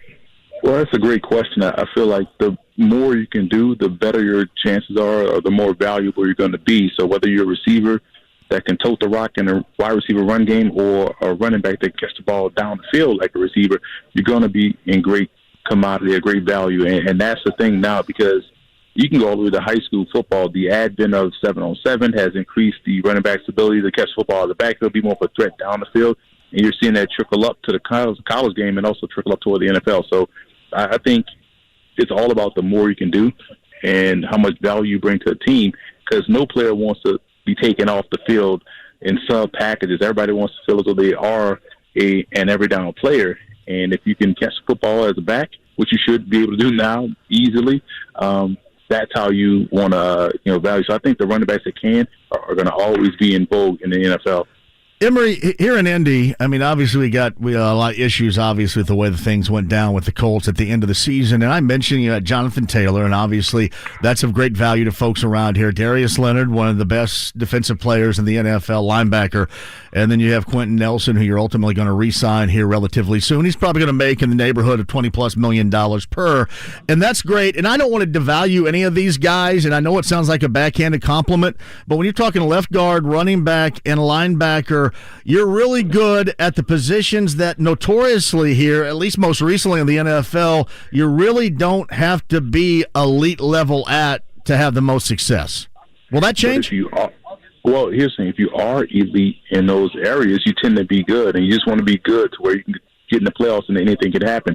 I'm a firm believer that as long as your battery is strong, your center, your quarterback, your tailback, your Mike backer, your free safety, as long as you're strong right down the battery, you're going to be outstanding. And guard, center guard is kind of, you can consider that the battery, but really that center, quarterback, running back, D-line, nose tackle, D-line, or defensive tackle, Mike back, or free safety. If you're strong there or have strong components there, everything else going to work itself out. You have to be great down the middle of your football team, and the Colts have great pieces, running back, guard, center-ish, Mike back. Yeah.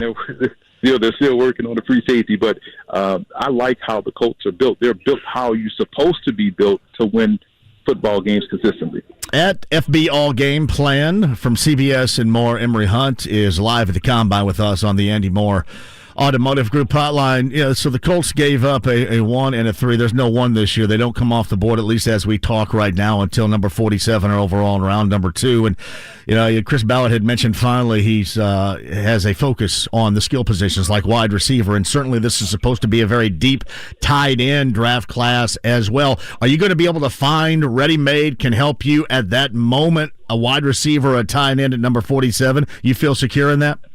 Very secure. Like I said, this is a deep receive class, and we know every draft tends to have that run-on position. So let's say we see a run-on offensive lineman in the first round. That pushes every other position down a round. If we see a run-on, let's say, corners, that pushes, positions down a round. So it's all about which position gets the run, but there's a depth of talent at all positions in this draft. Because remember, this is a super senior class.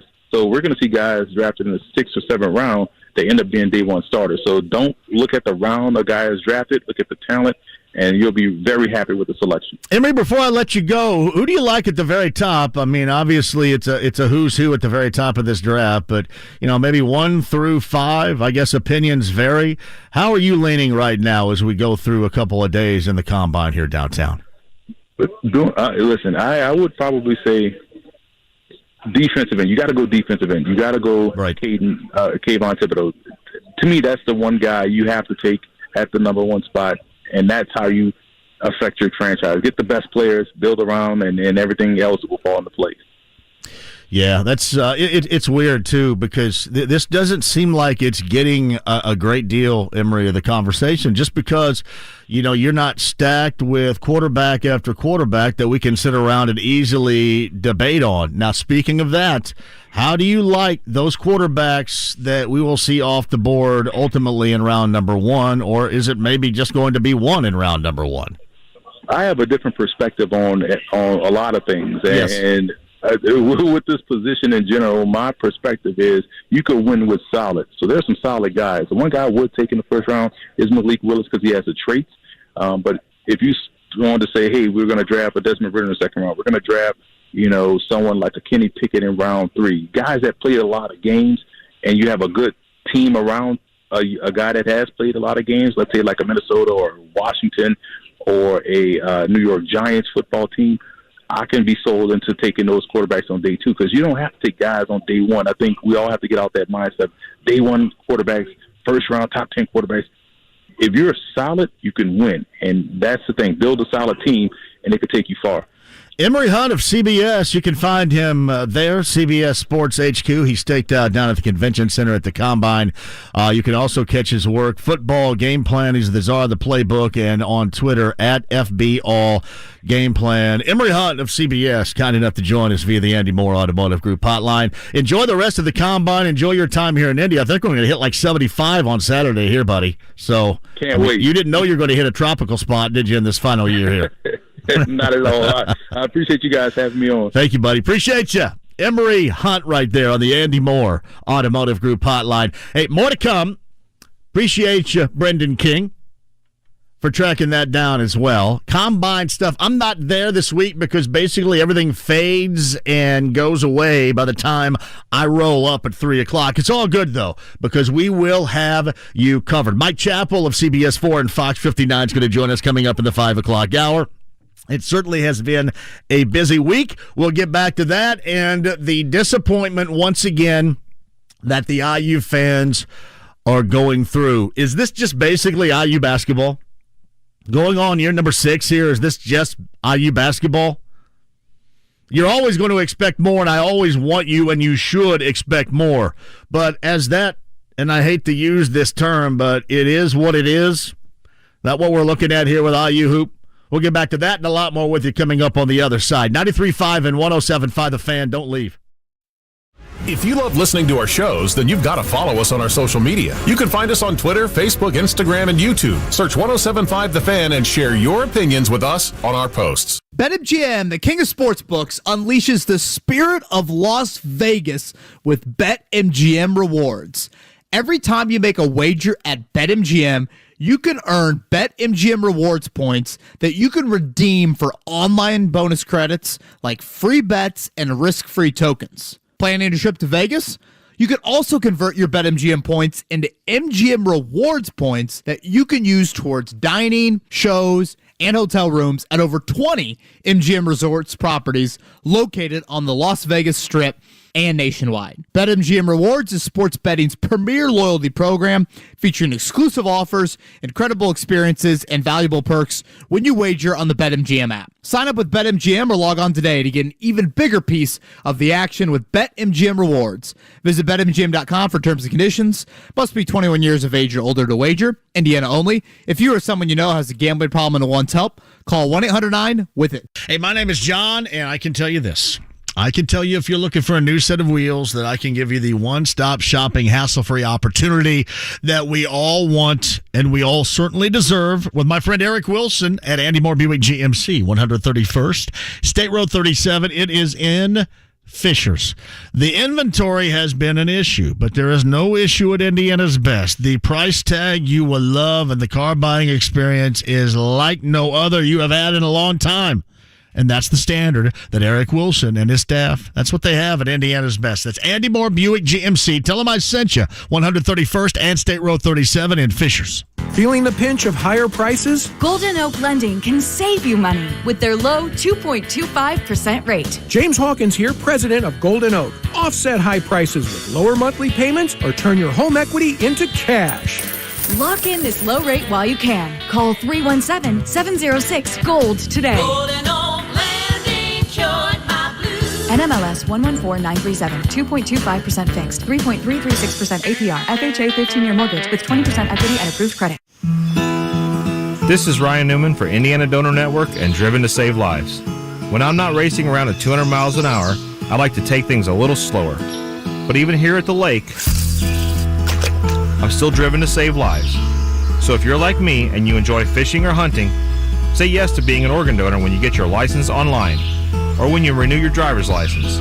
Learn more and sign up today to be an organ donor at donatelifeindiana.org.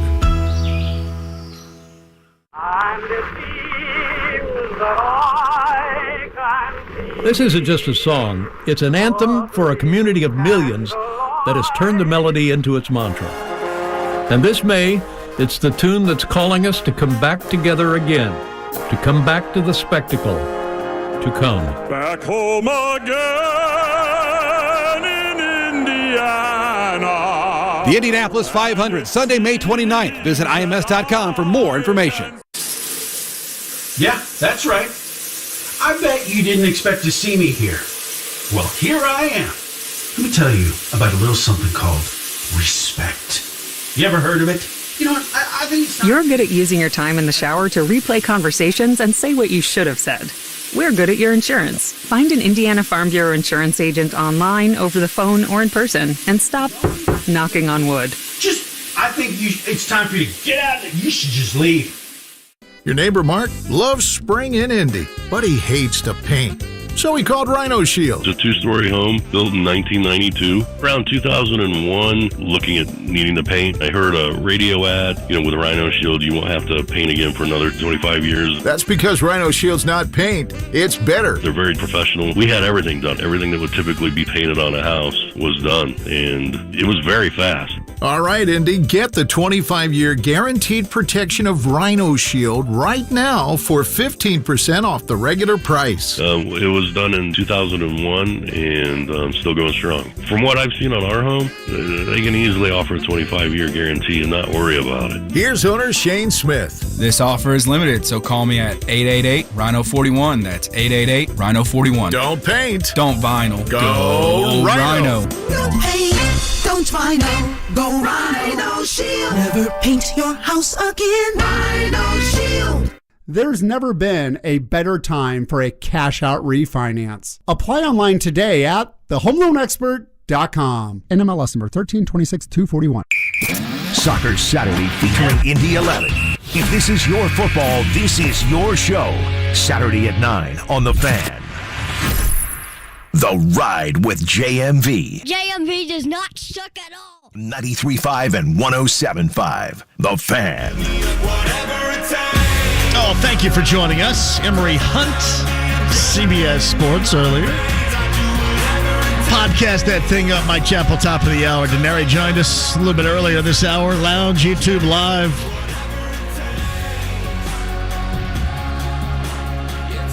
Trying to look and evaluate the conversation that is ongoing right now. If you guys want to jump in, you can. It is interesting.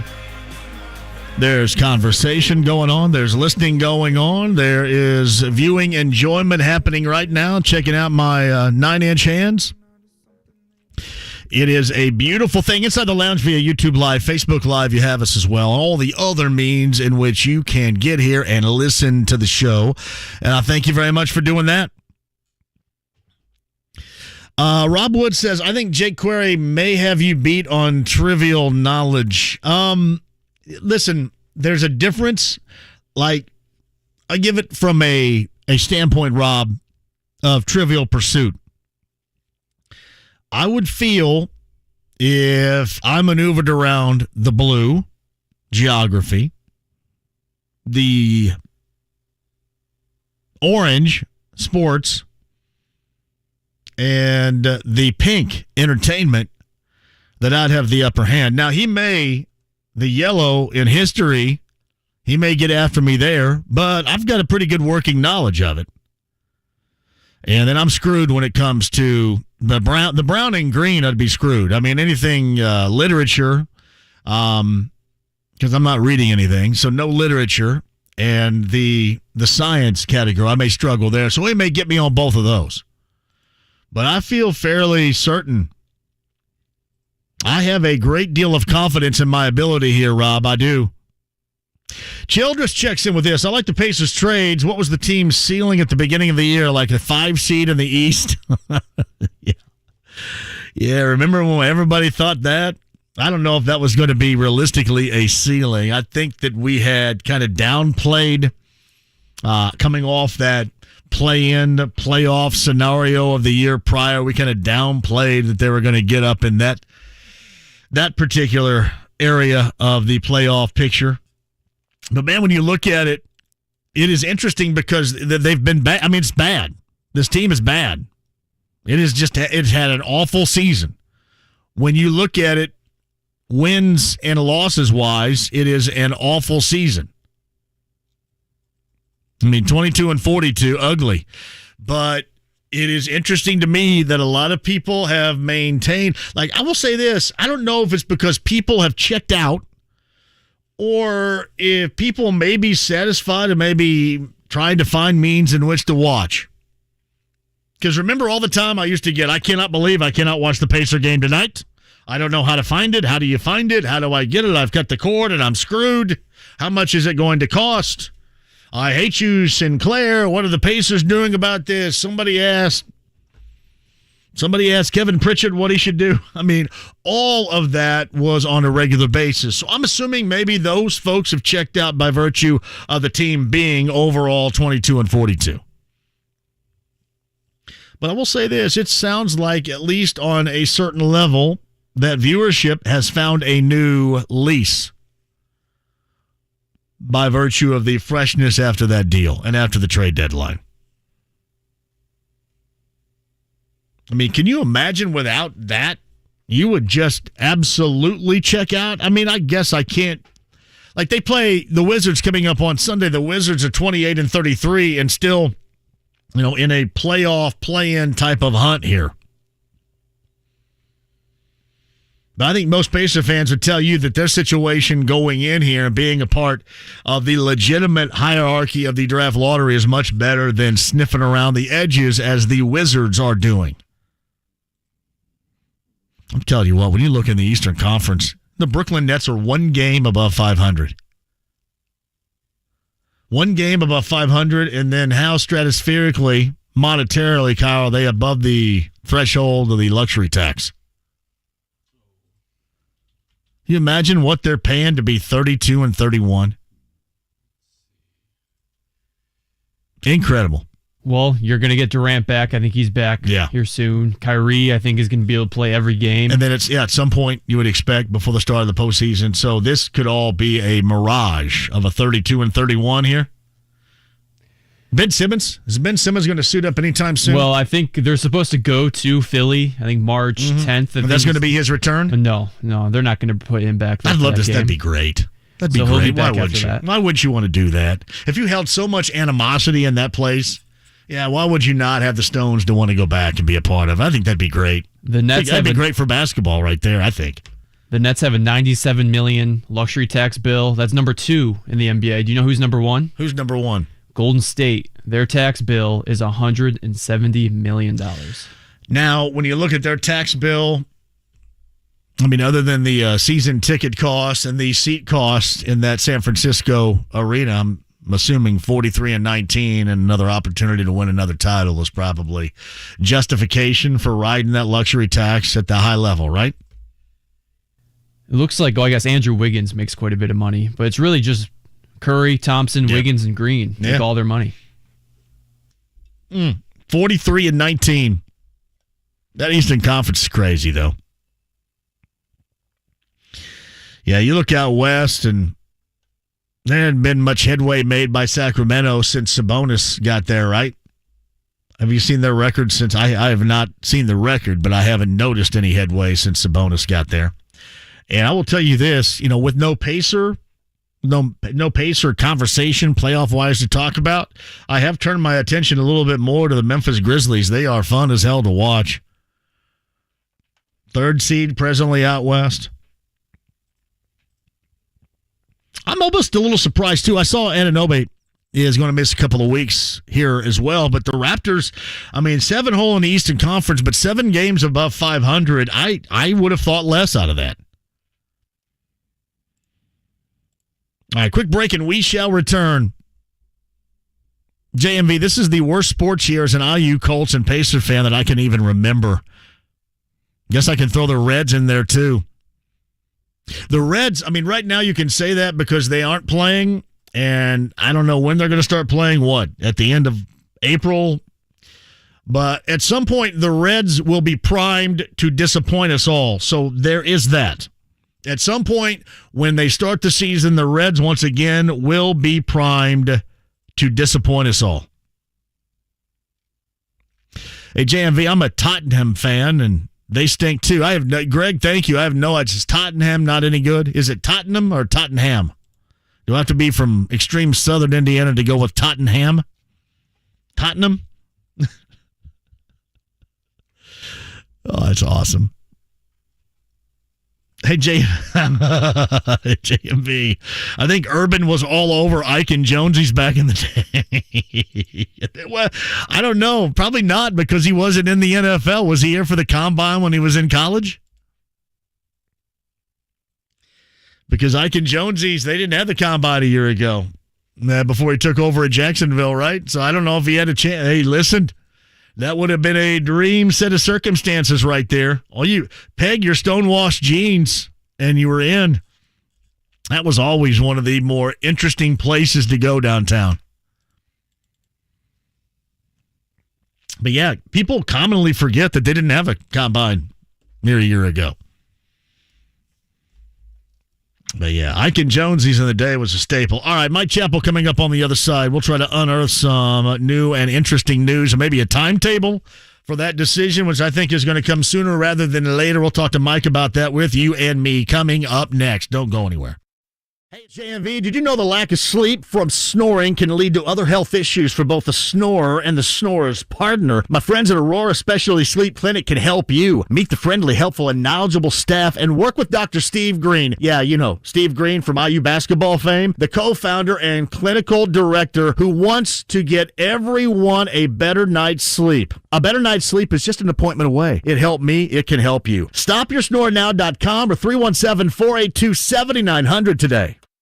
Hi, this is Ted Bishop, PGA General Manager at the Legends Golf Club in Franklin. This year, we are celebrating our 30th anniversary of being in business, and I want to personally invite you to become a member at our course, which was selected as the 2021 Indiana Golf Course of the Year. We are offering a limited number of 2-year Monday through Friday memberships starting at $199 a year. Yep, you heard it right, only $199 a year, and you can upgrade to a 7-day membership for only $50 per year more. If you ride, you just pay for the golf cart, and if you walk, there's no additional charge. These memberships will expire on December 31 of 2023. Legends has 27 Fazio Design Championship holes. Our regular players will tell you that we are known for great playing conditions and a friendly staff. Join the Legends Golf Club today. Don't delay, because limited spots are available. Call 317-736-8186 or buy online at thelegendsgolfclub.com. And I'll see you on the first tee. Sometimes a change of seasons calls for a change of scenery. Well, in St. Pete, Clearwater, Florida, you can trade in the heat of a blasting furnace for the healing warmth of the sun. You can trade in gray skies for a beautiful calming blue. You can trade in shoveling sidewalks for biking the Beach Walk Promenade. And you can trade in white snow for 35 miles of pristine white sand. Sounds like you found a winter getaway to immerse all your senses. Start planning your beach escape at visitstpeteclearwater.com. My friend kept complaining about car insurance. I need affordable insurance to get back on the road. I gotta get to work. So I played her this song. 1-800-SAFE-AUTO. Pick up the phone, the call is free. And she was like, play that again. 1-800-SAFE-AUTO. Safe Auto believes everyone deserves affordable coverage. In just 3 minutes, you can save big with low down payment on state minimum coverage. This is my jam. Play it safe, Safe Auto. Call 1-800-SAFE-AUTO for your quote today. Wealth isn't simply about money. It's more than just the numbers in your portfolio or your bank account. Wealth is all the everyday things that money enables you to do, the goals you're after, things you want to accomplish, and the life you want to lead. So how do you get there? Tune in this weekend for Everyday Wealth with Soledad O'Brien and Gene Chatsky, presented by Edelman Financial Engines. Each week, award-winning journalist Soledad O'Brien and personal finance expert Gene Chatsky will explore how our financial decisions shape our everyday lives. They'll be joined by Edelman Financial Engine's wealth planners and other guests to demystify challenges like tax-efficient investing, retirement planning, and more. They'll share knowledge and tools to manage your finances today and build wealth for tomorrow. Join the conversation. Everyday Wealth airs each weekend and will be available on major podcast platforms. For airtimes, visit everydaywealth.com. The Mower Shop in Fishers has all your residential and commercial mowers, outdoor power equipment, parts, products, and service also at themowershop.com and 317-849-9500. 93.5 and 107.5, The Fan. WIBC HD2, W298BB, WIBC HD3, W228CX, Indianapolis. Hey, join me tomorrow. Jay Wright, the head coach of the Villanova Wildcats, joins. It's hammer time. We're going to get some bets in. KB from the Combine and Rob Blackman from Purdue. Join me tomorrow. The Ride with JMV. You just got your asses whipped by a bunch of damn nerds. 93.5 and 107.5, The Fan. Lay your hands on me. Lay your hands on me. Lay your hands on me. Lay your hands on me. Lay your hands on me. Lay your hands on me. This is the talk show host in Indy that has 9-inch hands, everybody. Woo!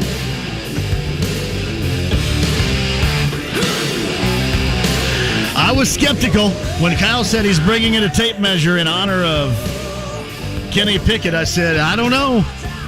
I don't know about the hand size here. If you guys are watching on YouTube Live, I'm giving you an up-close and personal look right here. But 9 inches in measurement, everybody has got this guy feeling fantastic. Thank you, everybody, for your concern. I appreciate that.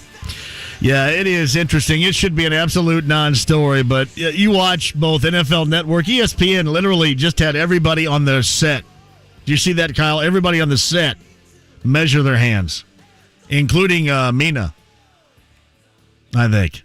I mean, listen, he's going to shake it all off. He's going to be a first-round selection as a quarterback. He's going to quarterback in the NFL. He's going to have more money than all of us. That's great.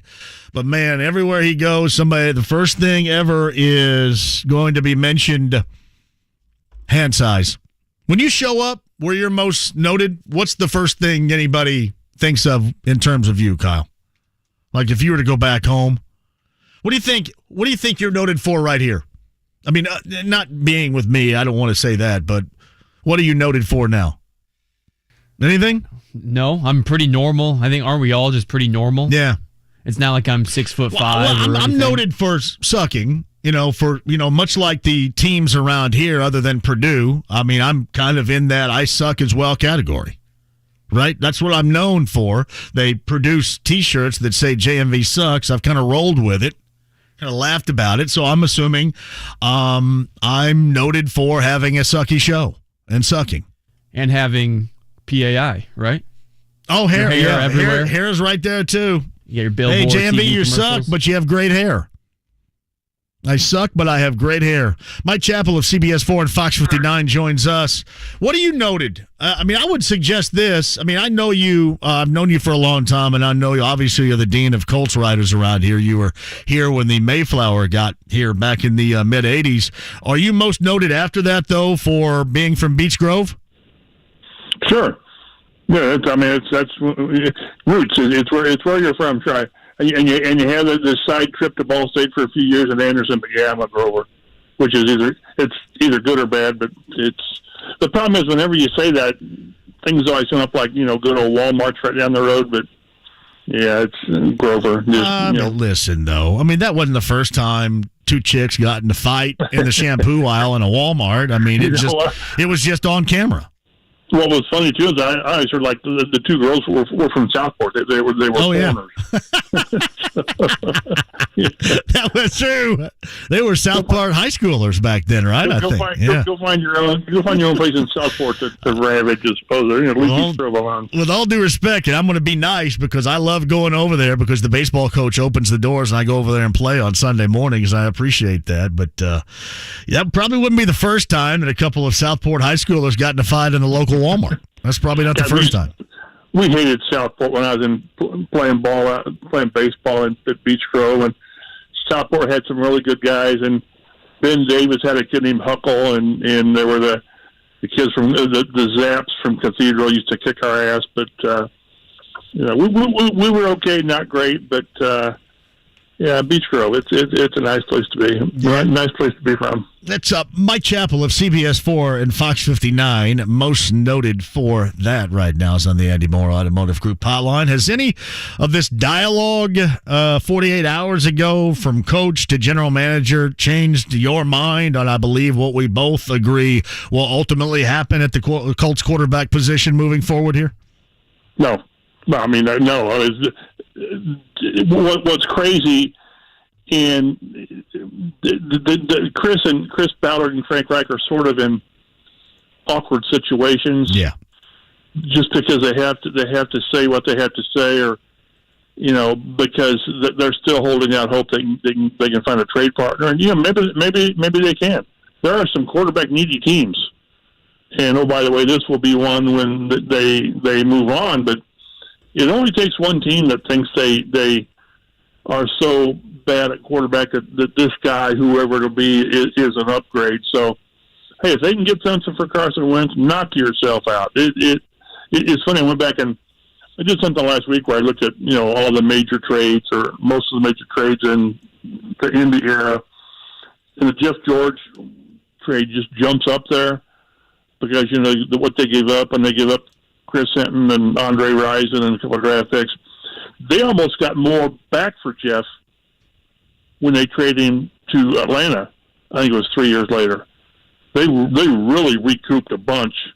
So it's quarterbacks. Teams need quarterbacks, and it only takes one team to think they can get something out of a guy that you couldn't for whatever reason. So we'll see. But no. Again, what's really striking, we're so good at trying to read between the lines and what do they really mean. they've given us. We've had now 4 chances, twice with Frank and twice with Chris Ballard after the season where they've talked. And it would be really, really hard to find anything they said that amounted to even lukewarm support for him. It's always been, couched in, Frank was the strongest where he said, I still believe in Carson Wentz, and, I stuck my neck out for him, which he did. But they just haven't given you, even if you were the staunchest Carson Wentz supporter, and you want him back because, doggone it, 27-7 and all that stuff, it's hard to find anything that you can twist or massage and say, well, right here, this tells you right here that they'd like to at least think about having him back. It hasn't been that, and if that doesn't tell you what's going to happen, then I don't know what to tell you. Mike Chappell joins us. I had noted this as well. Would you agree with me that I've talked about the decision was made rather firmly not so long after the end of the regular season? You agree with that? Yeah, I think it was made on a plane ride back. Yeah, I do too. If not sooner. Yeah. And again, it seems like it's a knee jerk because how bad he played and how bad the team played really the last 2 weeks. But from everything that I can gather and been told, this runs much deeper than losing 2 games, one in horrific fashion and probably the worst regular season loss.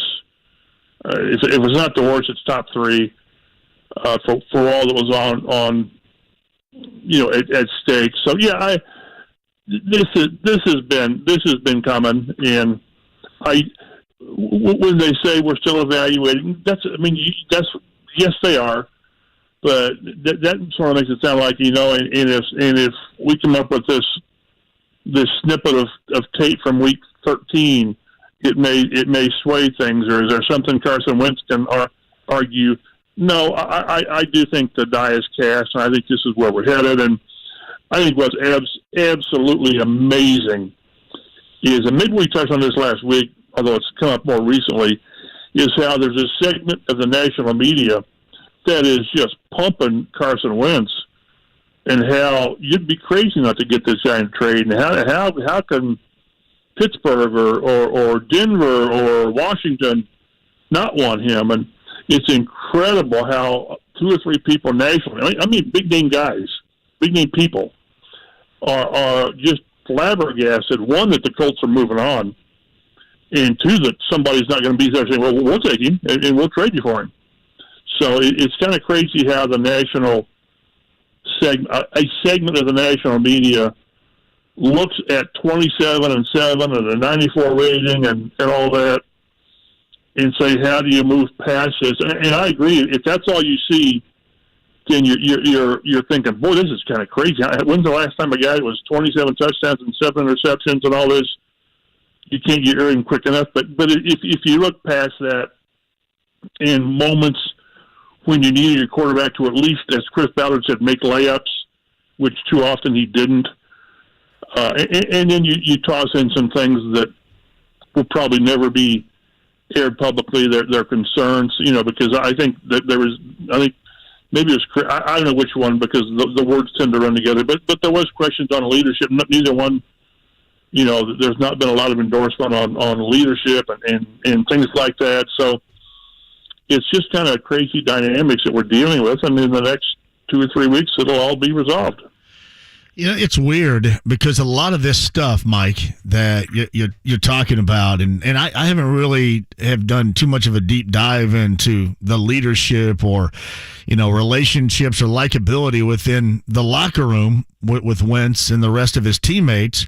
But it's interesting that, and I know that they have final right of refusal during Hard Knocks, and you're only going to see the happy and yay rah kind of stuff in there. But I didn't get the sense that there was anything going on. In that, and it seemed like that'd be hard on, if you concentrate on your quarterback like that. It would be hard on the editors to try to put something together that didn't show at least a smidge of that somewhere. Yeah, and again, that was wasn't that some of the talk coming out of Philly about I don't want to say divisiveness in the locker room, but just that there wasn't a lot of camaraderie and getting along and all this. But there were a couple of players, now whether they were named or sources, whatever, that sort of trashed him. At least didn't support him. So, yeah, and there have been a few players. We've got stuff from T.Y., and I think I saw a quote from Jonathan Taylor from the Pro Bowl about how looking forward to having him back and the teammate and all that. And that's what you're going to get. To me, it's rare that you're going to find a player that's just going to, this guy, to where you just rip the guy and as the unnamed source. And generally, if that guy's there, it finds its way to the public, to somebody in the media. And, there was never really a whiff of that. And body language that he's whatever. I never really sensed that during the season, that they didn't gather around him or whatever. But I do think there's a segment that is concerned with that. And if you have a concern, then you either say another year and another off season, not another off season, but a good off season and a good training camp will fix it. And I just don't think they want to roll the dice again and then be here next year, and having paid him what will be $28 million and have maybe be sitting in the same situation, next February. Because, again, when they made the trade, this wasn't with the idea, he's got two guaranteed years and then we'll see. No, this was the idea that they were taking the whole contract, and they wanted and they hoped that they would play out the entire contract and have a guy for the next 4 or 5 years, because everyone out there realizes that until they get this quarterback thing fixed, you're just sort of flailing away, and you're going to be 9-8 or 11-6 and because it's just every without the quarterback, everything else has to be so good, and you can't have any or too many defensive lapses, and you can't miss kicks, and you whatever. And keep in mind, they had a guy rush for 1,800 yards and have 20-some touchdowns. And your special teams scored 3 touchdowns on kicks, on block kicks. And, of course, and the defense. I can't defend the defense. I just can't, because there were too many games where it needed to make a stop and it didn't. So, hey, congratulations on the 33 takeaways and all that, which is cool and all that. But when it came time to really make a handful of plays, Baltimore, Tampa, not New England, but the Tennessee game and the Raiders game, is that the game that Darius had Derek Carr for a sack, or maybe it was Willis that game, but finish a play and get off the field and then as crazy as it sounds, what's really crazy, and I think you and I have talked about this, if they win one of those last 2 games and make the playoffs, are we having this discussion? Even though it's still the same quarterback? I mean, nothing will have changed about really who maybe people out there think he is, but you made the playoffs. So we're probably not having this discussion. So Mike Chappell is with us. Okay, I was told about the list that was presented to the owner about available possibilities at quarterback. I talked to Bob Kravitz last week, and his thought was they have no idea who's their quarterback next year. You buy that they have no idea who their quarterback is next year, but it's just not the guy who was their quarterback last year. I think if you really pin them down and say who is going to be your quarterback, I don't think they know, because there's too many variables yet. Will it be through a trade? And I'm sorry, I've never even remotely gotten on that train about an Aaron Rodgers or a Russell Wilson. I don't think they're will. First, I think Rodgers is staying put. The more I hear, I think he's staying put, and I don't think they're willing to give up what it might take to get Russell Wilson, because it's going to take a bunch. And one thing you have to, and I understand, and I'm all about. I'd rather have that quarterback and a flawed team as opposed to a really good team and a flawed quarterback. Because I think the really good quarterback, we've seen it before with Andrew Luck, and at times with Peyton, not so much with Peyton, but more with Andrew Luck, to where that guy can cover up a whole bunch of warts and all those. But So we'll see. I just, again, as we've talked, to get a little off the subject, I just don't see where they're going to make an upgrade. I really don't. In the list, again, normally the list would say, well, this guy. But do they know they can get this guy? Do they know they can get whomever, Garoppolo or Mariota or Jameis Winston? Or do they know? I mean, first you don't know if teams will re-sign their guy. In most cases, they won't. But again, that doesn't mean I don't think that they. Just to me, to say that they don't know what they're going to do, I think they know what they want to do and what they hope to do. They're not going to make this thing official March 16th or 17th and say, oh, my God, what are we doing at quarterback? Well, all of a sudden we've created a problem. I think they've got their list of priorities they'd like to have done, and then you just kind of work your way down the list. But I don't think they can sit there right now and say, without question, this is what we're doing, because there's too many variables that have to work on both sides.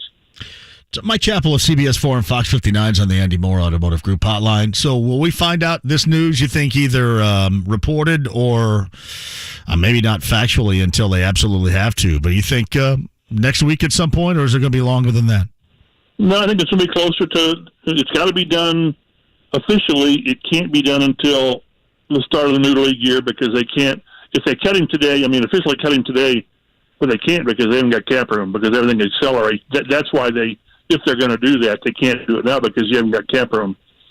And you've got to do it before the third day of the new league year, which is whatever this 18th or 19th. Yeah, that's a week from Friday. Is it a week? No, 2 weeks from Friday. 2 weeks from Friday. 2 weeks from tomorrow. Yeah, because that's when another $13 million. You're already on the hook for 15, but that's when another 13 becomes guaranteed. And they're not going to do that. They're just not. So it's, the fact that it hasn't been done now, they're still trying to get a trade done or whatever. But it's got to be done in that March, 16th or 19th window, just because of things going on with the contract. Yeah, and know that Chris had mentioned in front of you guys on Tuesday how he had Wentz in his office earlier in the day. Is this something that, because I don't know this, is this something Wentz has been privy to, assuming, since they made that decision? What do you think? That's a good question. By the way, we're going to, cut your rear end in a few weeks. I don't know. That's a good question. And that's one you'd love to be the fly on the wall.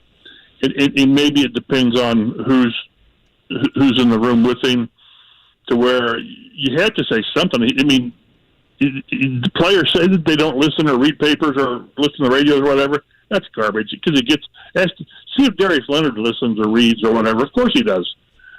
So I'd really like to know how they've approached it with him. When we're in the process, we're still evaluating and blah blah. What do you tell the guy that is the center of all this? And I don't know. It would be really interesting to know how they've said, now listen, there was good last year, there was bad last year, and we're still evaluating. Well, it's been 2 months since the season's been over, and you're still not sure what you're doing. So that would be really, really awkward. It's not like talking to TY and TY all of a sudden telling you, I might still want to play. This is totally different, to where it's somebody that, the consensus seems to be that he won't be back. So what do you tell him? I mean, if I'm Carson Wentz, do I say, hey, what the crap's going on here? I mean, you guys are going to, I thought I had a home for the next 2 or 3 or 4 years, and now this. So that's always the difficult side of this. And these guys, Frank and Chris, they do things the right way. I think they're as upfront with players as possible. This is different. It is, and with Frank, it's got to be really difficult, because he's got history, and he's got strong convictions with Carson Wentz, personally and professionally. So it's just, sometimes when you're cutting players, or you're going to cut a player, you're not cruel because this is their livelihood, but it's more straightforward. This is not that. But both Frank and Chris have, they like this guy. They really do. But what was it Chris said? He said, well, we're going to do what's best for the team. Well, that's probably moving on. Well, what do you tell the player when he's sitting there? I mean, I don't know. It's just difficult how you handle that, because we're talking. It's easy for us to talk because it doesn't really affect us. But this is a guy and like I say with Frank, it's a guy you really know and you've come to really have affection for on a personal basis, and you're talking about his immediate future and his livelihood, and it's got to be a very, very awkward situation. I don't know how you approach it. I really don't. So Mike Chappell joining us via the Andy Moore Automotive Group hotline. It was interesting when you were answering that question and you talking about how Chris and Frank still like Wentz. So you didn't mention Jim liking Wentz. And this leads me to this, because you've been around since it got here, since it began. Been around Jim Irsay since it got here and it began. Is this a way too emotional decision when it comes to, I guess in this case, the owner? Emotional? I don't think so. But from the people I've talked to, Jim Irsay likes Carson Wentz.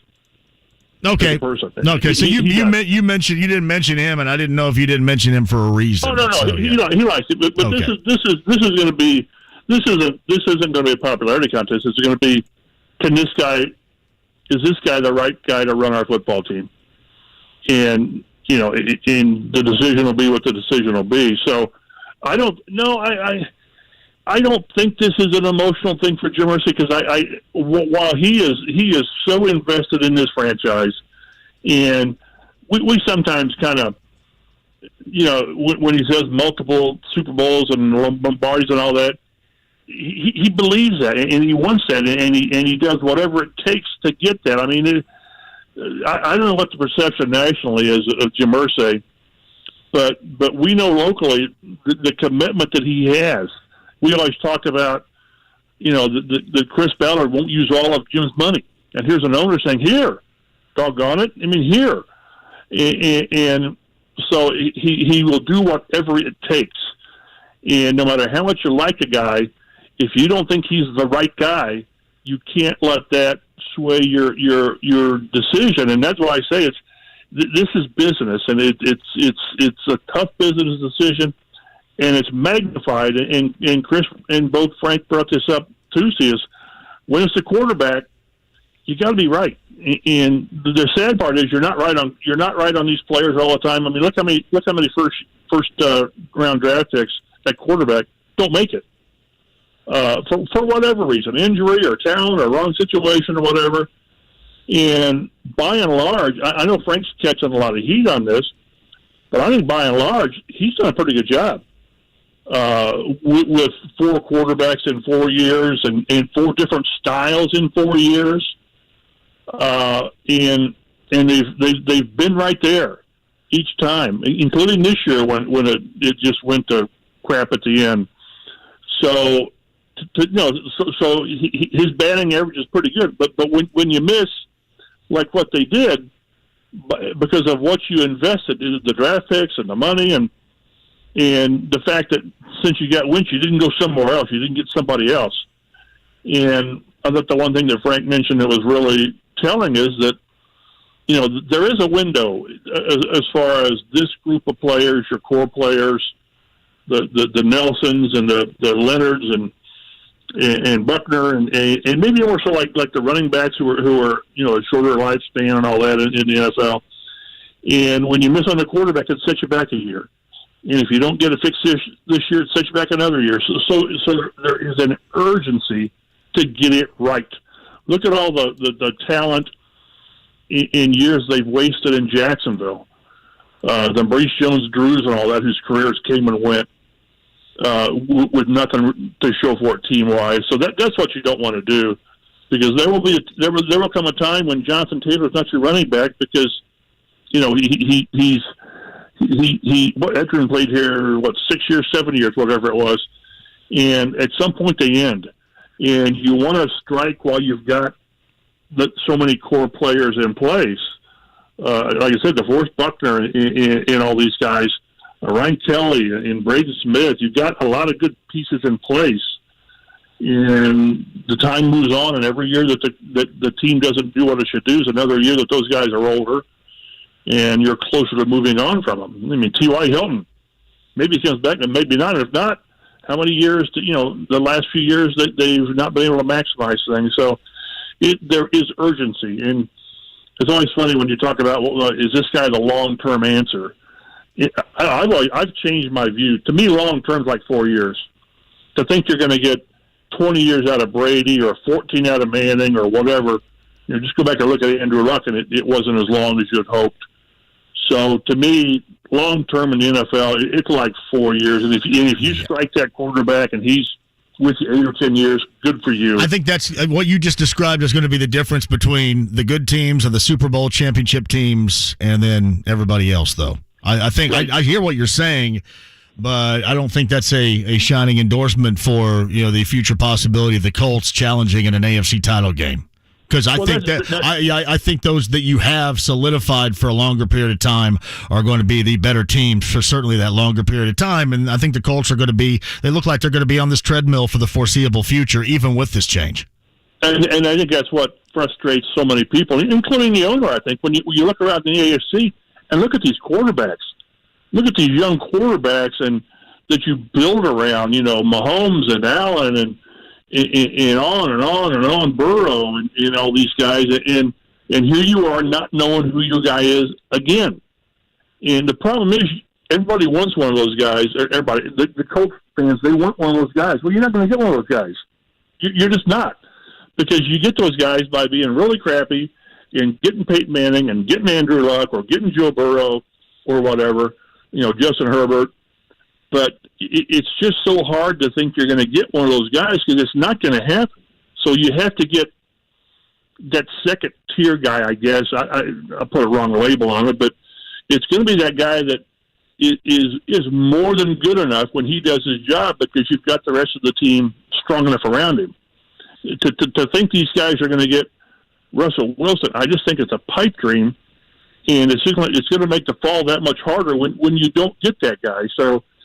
But again, the problem is, to me, you're looking at whoever you bring in this year. It's going to be that short-term bridge to get you to 2023, to where you hope the draft is better, free agency might be better, but that's just such a crapshoot in building your team at quarterback, and they know it.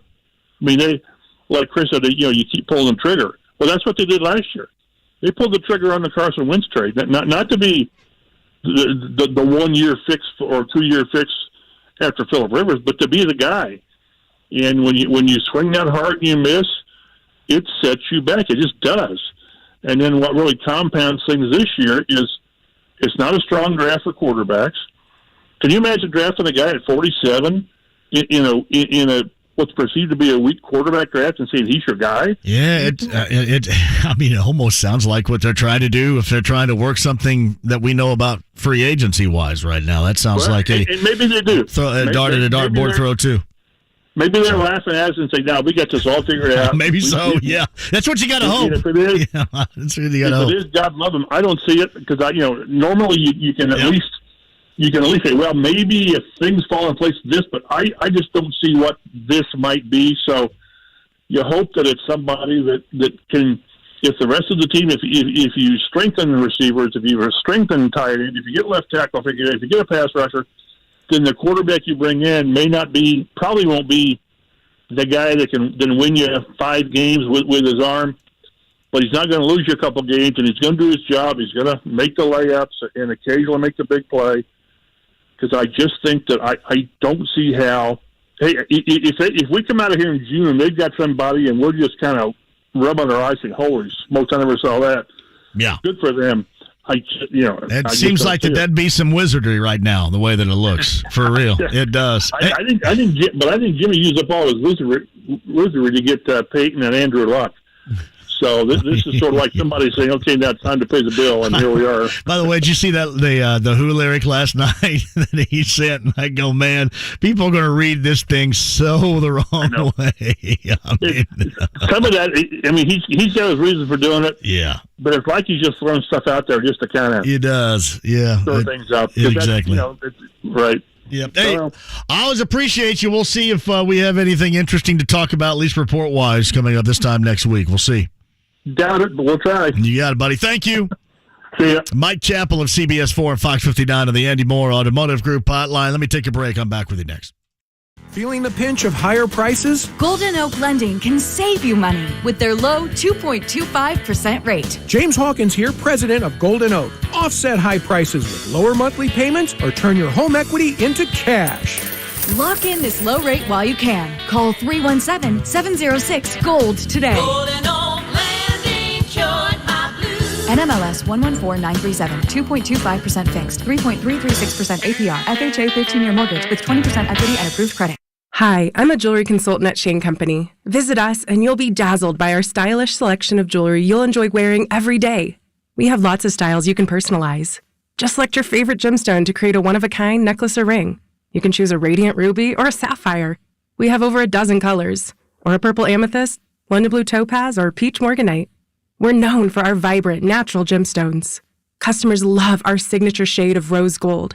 It has a soft blush tone. We have all the classics in rose gold: hoop earrings, studs, tennis bracelets, you name it. We also have gorgeous gold chains in a variety of styles, including herringbone chains, paperclip chains, and more. If you want something extraordinary, check out Tom's Finds, our limited edition collections featuring rare gemstones from around the world. Whether you're looking to build your jewelry wardrobe with a classic, or you just want to treat yourself, come in and have some fun. Now you have a friend in the jewelry business. Shane Company and ShaneCo.com. We buy any car. We buy any car. We buy any car. Any. Did you know trading in your car at a dealer could cost you money? A recent study found consumers who trade in their car pay an average of $990 more. So don't trade in.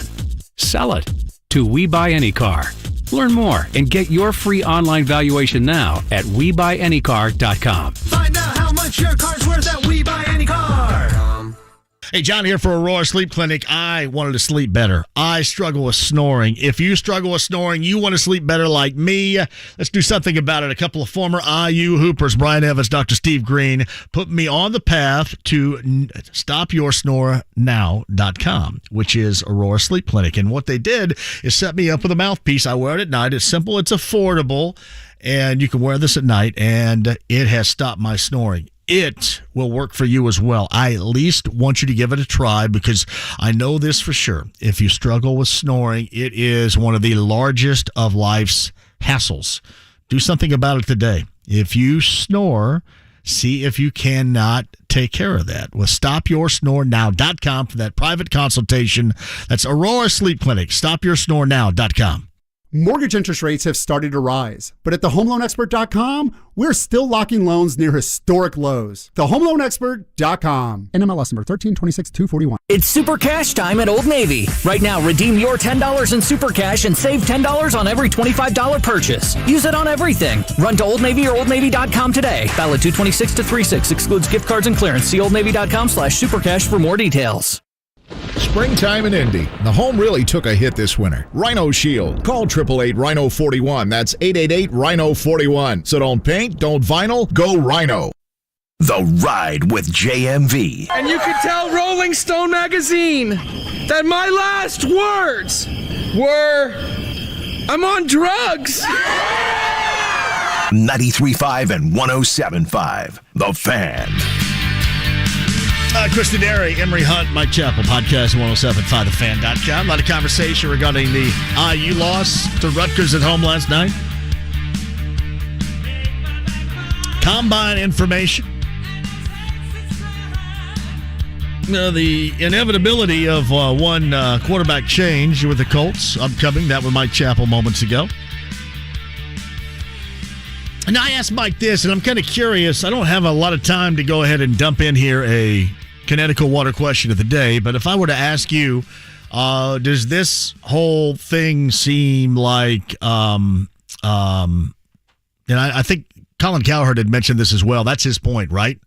With this, his point nationally that he makes is that Jim Irsay is acting impulsively with this decision, and this is one where you should maybe chill out, let Chris and Frank handle it. Is that what he's saying? Well, Mike just said, Chappell there, that he thinks the decision was made on the plane ride home from Jacksonville, and if that's the case and you're making that decision, you're sticking to it on emotion, I mean, you could be making a major mistake. Yeah, the emotional decision part, that's one thing. The thing that would concern me more than anything else is, again, what you're going to. I mean, that's still the biggest thing. I mean, what you're going to end up going to. I mean, what you see right now. I mean, the other thing nationally that we haven't talked about, at least today, is that there are so many looking for a quarterback, and there's nothing out there. Unless that changes. Yeah, but interesting to say the least right there. Emotional, impulsive. Yeah, and I'd mentioned, too, that decision was made very early, but, man. JMV at 1070thefan.com is the email address. Why would any elite quarterback like Russell Wilson or Aaron Rodgers want to come here to play when we have only one good receiver? Mike in the Grove. Well, neither one of them are gonna, so I guess don't have to worry about it. Not to worry about it. JMV, do they measure the hand lengthwise across? No, they measure it from little finger to end of thumb, right? That's what we did? End of pinky to end of thumb, Yep. So that's how they end up. That's how they measure it at the NFL Combine, and that's how we did a little bit earlier in the show for you. Yeah, I know. Watching IU last night was brutal, but you're used to it. JMV, they messed up because now they can't bring him back with how they have been in the media. You talking about how both Frank and Chris have talked within the media? No, listen, I think that they've towed the line to the point where I think most of us seem like it's ridiculous, but they're doing it for a reason. They're doing it because they have to. I mean, Mike mentioned, still hoping that they find a little market value, a little trade value for him out there. But, even if nobody buys the fact, well, we're still working through it, which we know that they're not. I'm saying hypothetically here, if you wanted to, I mean, you could turn that around and said, see, we told you we were thinking about it. I mean, it all sounds pretty silly. It all sounds pretty silly. JMV, it doesn't matter who they get. If the quarterback is throwing to guys that wouldn't make a team anywhere else, he's going to be mediocre at best. Pittman wouldn't even sniff the field on either Super Bowl team. Yeah, he would play on both Super Bowl teams. He just would not be a number one threat on both teams. He's probably, what is he, fourth on the Bengals? Third on the Bengals? I'd say Pittman second. Jr.? Second? I think he's better than T. Higgins. They're pretty comparable. They were drafted like how many picks apart? T. Higgins was the spot before Pittman. Now, we always thought that maybe the Colts would have selected T. Higgins if T. Higgins would have been available. It probably, if the Bengals took Pittman, then the Colts would have taken T. Higgins. Yeah, quick break and we'll come back. I got America tickets coming up before we bail out of here and a show to represent coming up tomorrow. You guys have been fantastic this week. Appreciate that as always, and we'll dive into a lot of stuff coming up on this Friday tomorrow. I'll get back to some of your thoughts via Twitter, maybe a couple of phones at 239-1070 if you want to go that direction as well. 93.5, 107.5, The Fan. The Super Bowl was only a few weeks ago. The Rams were built to win the Super Bowl. But the 2022-23 season is fully underway. The NFL Scouting Combine. As the future stars of the NFL come to Indianapolis. Karlaftis makes the stop. Purdue's David Bell. Well, for me, it's Aiden Hutchinson, Michigan. The NFL in the city of Indianapolis. The NFL Combine is in town this week. Don't miss a minute with continuing coverage on 93.5 and 107.5. The Fan. We upgraded. Want to we upgrade? Our live streams. Find us at 107.5 The Fan on YouTube to watch, conversate, participate, and hang out with us in the new Hubler studio today. True Car Wash's new ceramic fast wax offers better protection and even more shine. Sign up for the Ultimate Unlimited washes to wash as much as you want and keep your vehicle shining. This ad for Hellsberg Diamonds has been specifically written for those who'd rather think about football than engagement rings. When free agency starts, your team wants to get the best players they can without spending too much. If your team is you and the players are engagement rings, then your best bet in free agency is shopping at Hellsberg Diamonds, where you know you'll get the highest quality diamonds at prices that keep you from going over the salary cap. Visit your local Hellsberg store and ask about our price match guarantee or check us out at hellsberg.com. JMV here for Mark Dietl Realty, 317-755-4232. That's 317-755-4232. Online, markdietl.com. That's markdietl.com today. The absolute best in what he does, no matter what you're thinking about doing as you're getting into the housing market. In fact, Kevin and Gwen from Bargersville say this about Mark. Excited about moving to our new home, but skeptical about getting the price we needed quickly. Enter Mark Dietl. He had multiple offers in 2 days, and things worked out fantastically. Those are the testimonials you're going to get for the absolute best, and that is Mark Dietl. In fact, his system guarantees multiple offers in 3 days for full market value, or he will list it for free. That's Mark Dietl Realty, 317-755-4232. 317-755-4232. Mark Dietl online, markdietl.com. That's markdietl.com today. Are you an HVAC technician, plumber, or sewer and drain specialist? Has your company been swallowed up by a national company? Concerned about becoming a small cog in a large wheel? Searching for a place where you can make a difference and feel appreciated? Then call Vasey Commercial Facility Solutions. They're hiring experienced industrial commercial technicians. Get full benefits and true work-life balance. Call Vasey now at 317-873-2512. 317-873-2512 or go to Vasey.com to learn more. Hoops are happening and college basketball's biggest stage is right around the corner over on PropSwap. Every season, prop swappers make thousands of dollars by simply buying and selling college basketball teams. Well, now is the time to find those Cinderellas where the odds are still high. So get to your local sportsbook, buy a handful of tickets, and list them on PropSwap. Remember, only one team needs to make a run, and that ticket will pay for the rest. You can buy and sell tickets over on PropSwap at any point during a game, tournament, season. Dark horses happen every year, so download the free PropSwap app today. Remember, PropSwap is where America buys and sells sports bets. If you're looking for better odds than what your sportsbook is offering, look no further. PropSwap is your answer. There's never been a better time to join. Use promo code FREE100 to receive a 100% deposit bonus up to $100.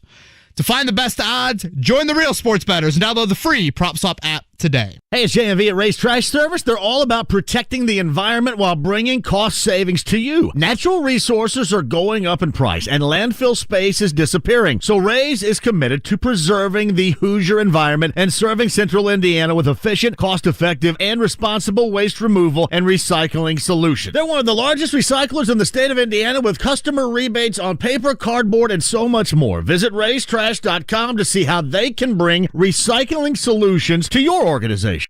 Big O Tires is locally owned and operated with the lowest price on every tire every day, plus online appointment scheduling and financing made easy. Big O Tires, the team you trust.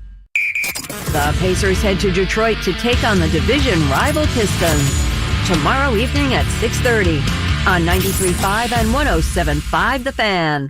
The Ride with JMV. Hey, my buddy, Swanson, full steam ahead. Over there. I want to go over there. Move over, Swanson. I'm driving. 93.5 and 107.5. The Fan.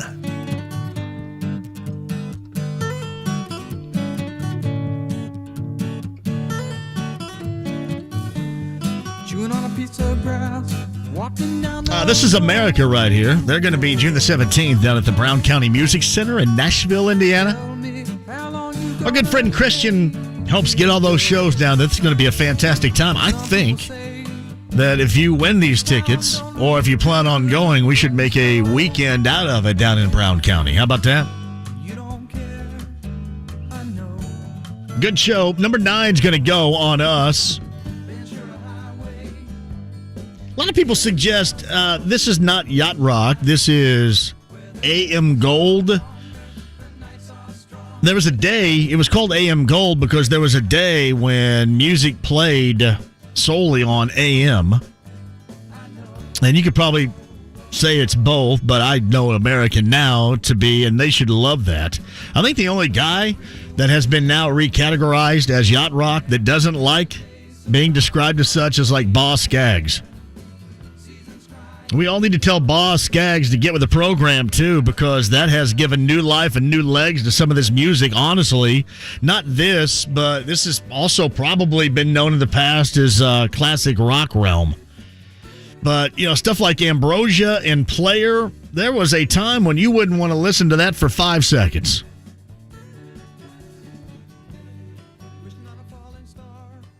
And now you get a new category of fun-loving music for a new generation with yacht rock. You got to take that bad boy and run with it. Don't you, Boss Skaggs? Anyway, number 9 is going to go on us. And again, thank you, Brown County Music Center, for that. June the 17th, and that should be a good time. And I do plan on going. That's a Friday night, so I can definitely do that. The Saturday night stuff kind of screws me up a little bit, but the Friday night stuff I can do. All right, we got sectional Friday night, semifinals coming up tomorrow night, too. I actually think, we'll talk to Bob Lovell, courtesy of CarX, on the show at 3:30 tomorrow. I believe I'm going to go because one of my great friends and roommates, I was the best man in his wedding, Michael Mick Barron, who owns the barbecue place up in Lebanon.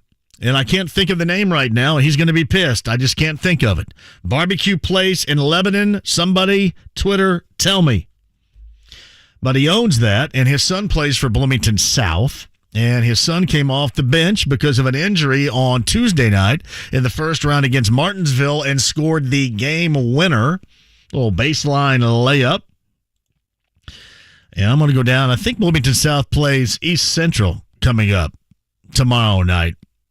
So we're going to go down there, and as we normally do, every time I go to Martinsville now, and I guess that means they better get their asses back on this station, I end up having to go to Wings, etc. It's like a rite of passage now. I can't go through Martinsville without taking my family to Wings, etc. So that will be coming up tomorrow night, and I would advise you, if you're looking for something to do, maybe head out to one of these sectional semifinal games. I mean, you're going to get a great 2-for-1. Great entertainment. Look it up at the sectional site near you, and go and check it out. Thank you very much. Dabney, inside the lounge via YouTube Live, says it's Parky Smokehouse in Lebanon. Parky Smokehouse. When you go there, say JMV says, I need to ask for Barron. And say JMV says, Barron, give me something free. JMV told me to tell you to give me something free. Parky Smokehouse in Lebanon. But yeah, sectional semifinal Friday night is always a good time. So wherever you might be listening right now, if you have a location, a site near you, go check it out and have a good Friday night. Saturday night is going to be me and you coming in here, and that should be fantastic. Next week, there's going to be a lot of me and you out and about, so we'll be doing a lot of drinking during the show, a lot of hanging out during the show coming up next week. And for the days to come, the foreseeable future days to come in the month of March, we are going to be there. Joseph asked this, does anyone else think that this past decade is just karma kicking the ass of the Colts for cutting Manning? Yeah, you could think that. You could think a lot about karma here, right? I mean, same thing could be said about IU. And I know that, you know, they got rid of Knight and then they immediately, I shouldn't say immediately, but a couple of years later ended up going to the championship game. Man, that was a different group of players right there. They had leadership. They had shot making ability. They had an athletic talent. And I love my guys Fife and Coverdale back then. And Jared Jeffries. Jeffrey Newton was so good for that group. So good. Since that point in time, it's been even when they were good with Crean. Sweet 16, Syracuse zone. See you later. Now, it's not been fun. We've all been a bunch of losers with the exception of the Boilermakers this year. We need at some point to stop being losers. Let's all join together. Let's all band together not to be losers any longer. You guys have been great today. Thank you very much. Emory Hunt, Chris Denari, Mike Chappell, podcast, 1075thefan.com. Kyle, great job. I'm going to go watch 6th grade girls have a scrimmage. Anybody want to come with me? Oh, I understand you don't. The Super Bowl was only a few weeks ago. The Rams